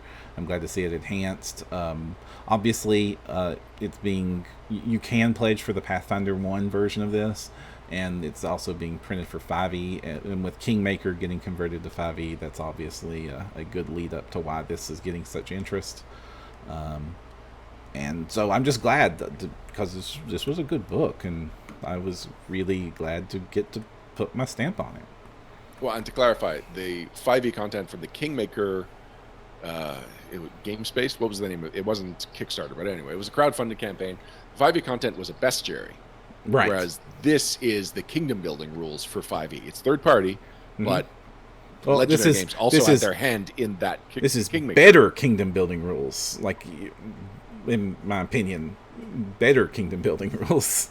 I mean, not just your opinion. It's a pretty popular opinion to have. And just to list some of the books that are in the compilation, Kingdoms, Ultimate Rulership, Ultimate Battle, Ultimate War, Ultimate Factions, Ultimate Relationships, Ultimate Stronghold, Ultimate Ships, Ultimate Commander, and Ultimate Armies. The long-awaited Ultimate Armies. Oh, okay, so this is actually new content on top of it.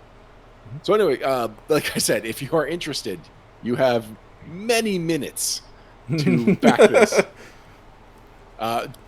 Back it, like, our contribution to it is novelty. It's fun for us, and I think that it will be, like, we will be putting up good content for it, but if you're backing this, you're backing it for the kingdom building rules. You're backing it because it is a compilation of quality products. Right. And plus, we've already been unlocked. Yeah, we're not pushing to unlock us, so that's already happened. I have a couple of more shout-outs. One of them is to Lauren. Lauren Sieg, our own blogger. She released Bend the Knee, which is a it's a Dova Queen spin-off series. So normally she writes the Dear Dova Queen column, which is an advice column. People write her questions. She answers them. Excuse me. Covering all kinds of topics from advice, some rule stuff, a lot of GMing situations and player situations. And she's very clever. She knows how to be diplomatic without just compromising across the board. She does usually take a hard line on situations that she's presented, and I fully respect that about her. So Bend the Knee reverses that. Bend the Knee is she is asking a panel of guests, an industry veteran, No Direction staff member, and a fan, usually chosen from our Discord. Well, usually this is the first one, but the idea is she will be choosing the fan from the Discord, or if people reach out to her, and her email address is mentioned at the bottom, deardovaqueen@gmail.com. You can throw your name in the hat for being the fan member of the guest panel. For the first one, she got a friend of the network, Robert Bobby Brooks, and network member Kathy Dolan to answer the questions. In this case, answering about their favorite character. I am looking forward to more of the bend the knees, and I feel bad because Facebook kind of went nuts today, and so a lot of images and a lot of content that had images was not getting the traffic that it normally does, and so Lauren's Facebook share has far fewer engagements than she deserved. So if you missed it, if you are if you've liked us on Facebook and you did not see the share for this morning, it is called Bend the Knee, Xandarian's Hostage, which the question explains what the title means. Check it out, nodirectionpodcast.com. Yeah, and that's also a good recommendation that if you're just listening to the podcast, you're only getting some of the awesome that we produce. Quite a bit of it. There's a lot of awesome on these podcasts. But also, we have a crew of extremely talented authors who contribute blog content to the No Direction Network every single day, or most of the days. Weekdays. All the weekdays. So if any given weekday we've got something new, go check out nodirectionpodcast.com. Some fascinating articles written from extremely talented people, some of which work and freelance for Paizo and other major companies. Go ahead. Yeah, and you're really missing out if you're not checking them out. And of course, it's great. And like most of the stuff we produce, it's free, so why not check it out? And the last thing that I want to shout out to, also a network shout out, is the first episode of Stellar posted. I enjoyed Stellar very much. Stellar is our Starfighter actual play podcast. And I enjoyed it as a fan. This is something that I was involved in, the approval process, but I do not have my fingerprints on this product. This is a Vanessa Hoskins project with a very talented crew. And it was fun, and I really liked the way she GM'd the opening, where it was we were following, she was giving camera directions, but it still felt narrative. It wasn't just and then we pan over to here. It's no, we were following the narrative along, meeting all the crew while something was happening, and we got just a hint of all the characters. And Param, I didn't get the impression that was scripted. Would you agree? Your side of it? So we were caught. That was cold. That was cold. And everyone just was in character right away. We got the snapshot of who these characters are. Everyone got about the same amount of time. And by the time that section of it was done, we had such a strong idea of who the Stellar cast is and who their characters are. And it was just really easy to get into the rest of the adventure in the first episode. She's done the second live recording, which is episodes 4 through 6, something like that. 3 through 5. Okay, so there's already a backlog of Stellar. The content's going to be coming out. I'm going to be listening to it as a podcast as it comes out. And I am excited to be getting new episodes, which will be every alternating Monday. Technically, Adventures is supposed to be the opposite Mondays, but again, technical issues. Right. Computer exploding. Yes. Yeah, and that's one of the things I can't pick up the slack for. No, and that's fine. I'm going to do what I can. Tomorrow is my dedicated adventurous day. I hope to get both episodes done. I still don't have my data recovered for reasons I may get into in another blog post, or I just will take that as a stab in my heart. Oh, no. The big loss there is that I don't have my pre-made Sirenscape backgrounds. Oh, no. Because Sirenscape, it procedurally generates them. I've recorded huge chunks of this procedurally generated stuff, so it's easier for me to plug it in based on the mood. I don't have those, so the next 2 episodes might not have the might not have the soundtrack that Sirenscape usually provides. The incredibly produced background accompaniment. We love Sirenscape. Background noise definitely even if was selling Sirenscape extremely short. Yeah. And they're technically a sponsor of Adventurous. Oh, yes, that's true. They're sponsored by way of providing us with a custom written theme song. All of that stuff you were talking about, and the theme song. And Roll20, which we talked about earlier, is a sponsor of Adventurous as well. Yeah, they provide the maps, the adventure, like, because you can get adventure paths on Roll20, and they've provided us with War for the Crown. Yeah, they hooked us up. Any shout-outs on your end, Per?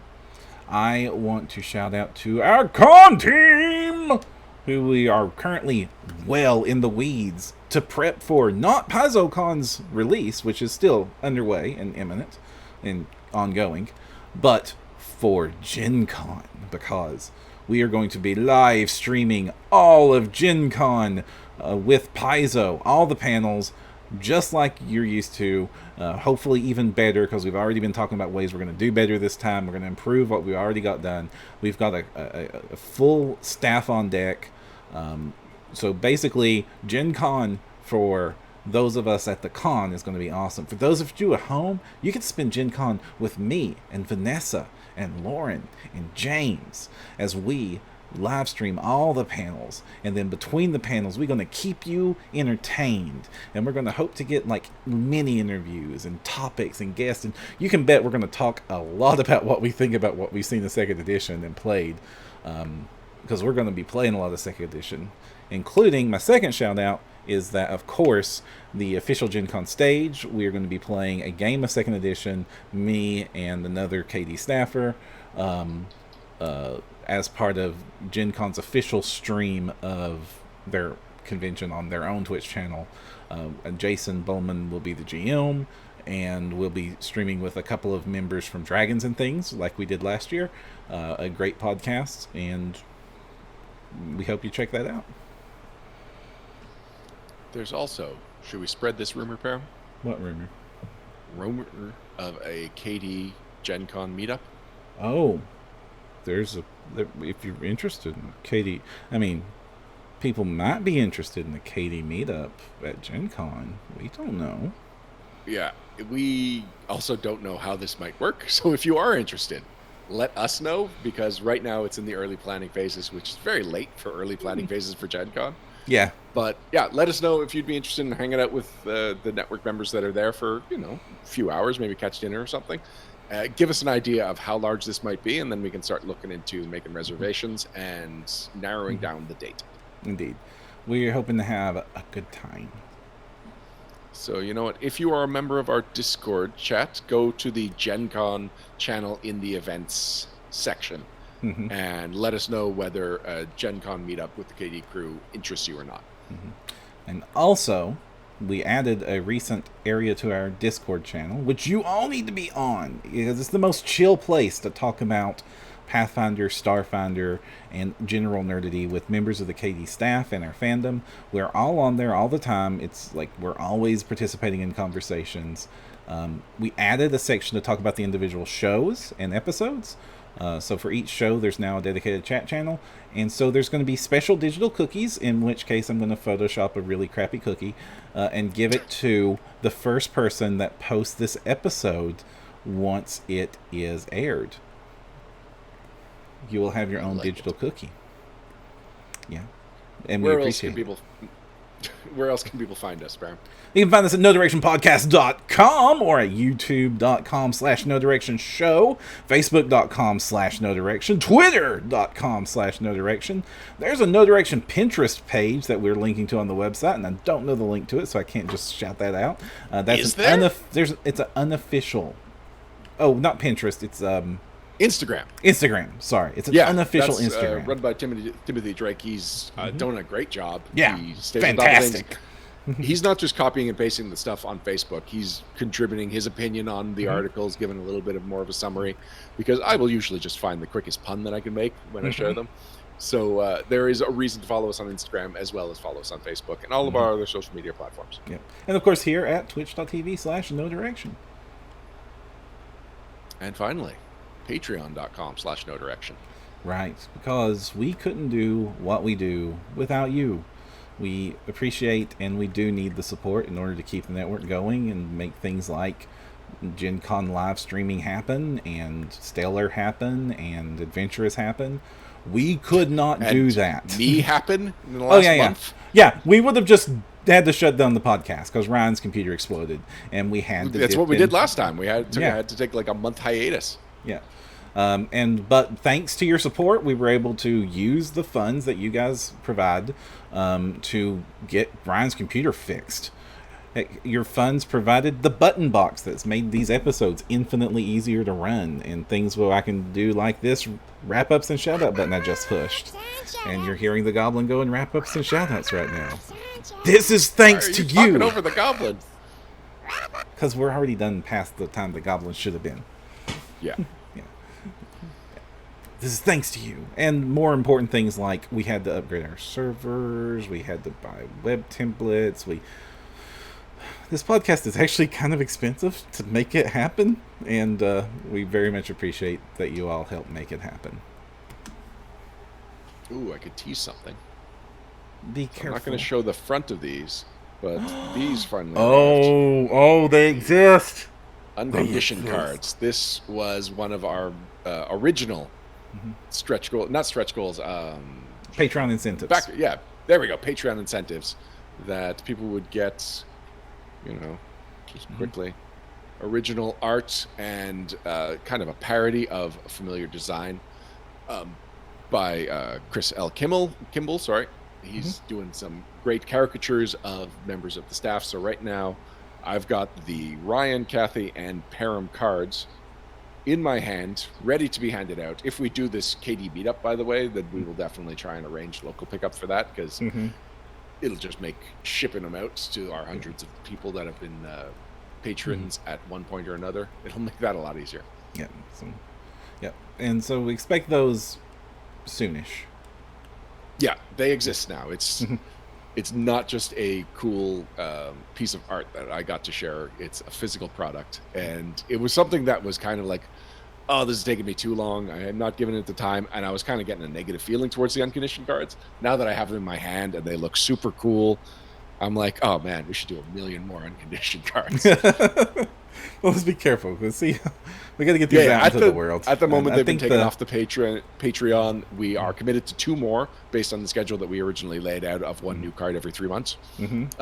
Those art orders are already sent to Chris Kimball. So it's just a matter of getting those cards printed, getting them to you, getting the original batch to you, and then deciding what you think about them. So if you are getting an unconditioned card or you're curious about them, let us know, because feedback is important. This is a physical product that we have to create, so it's a step above in cost, like a step above the digital stuff that we're making. Once we get some feedback on it, we will analyze what the future of the unconditioned cards is. Until next time, I'm Ryan Costello. And I'm Jefferson J. Thacker, also known as Param. And if you want to find the path, you need no direction.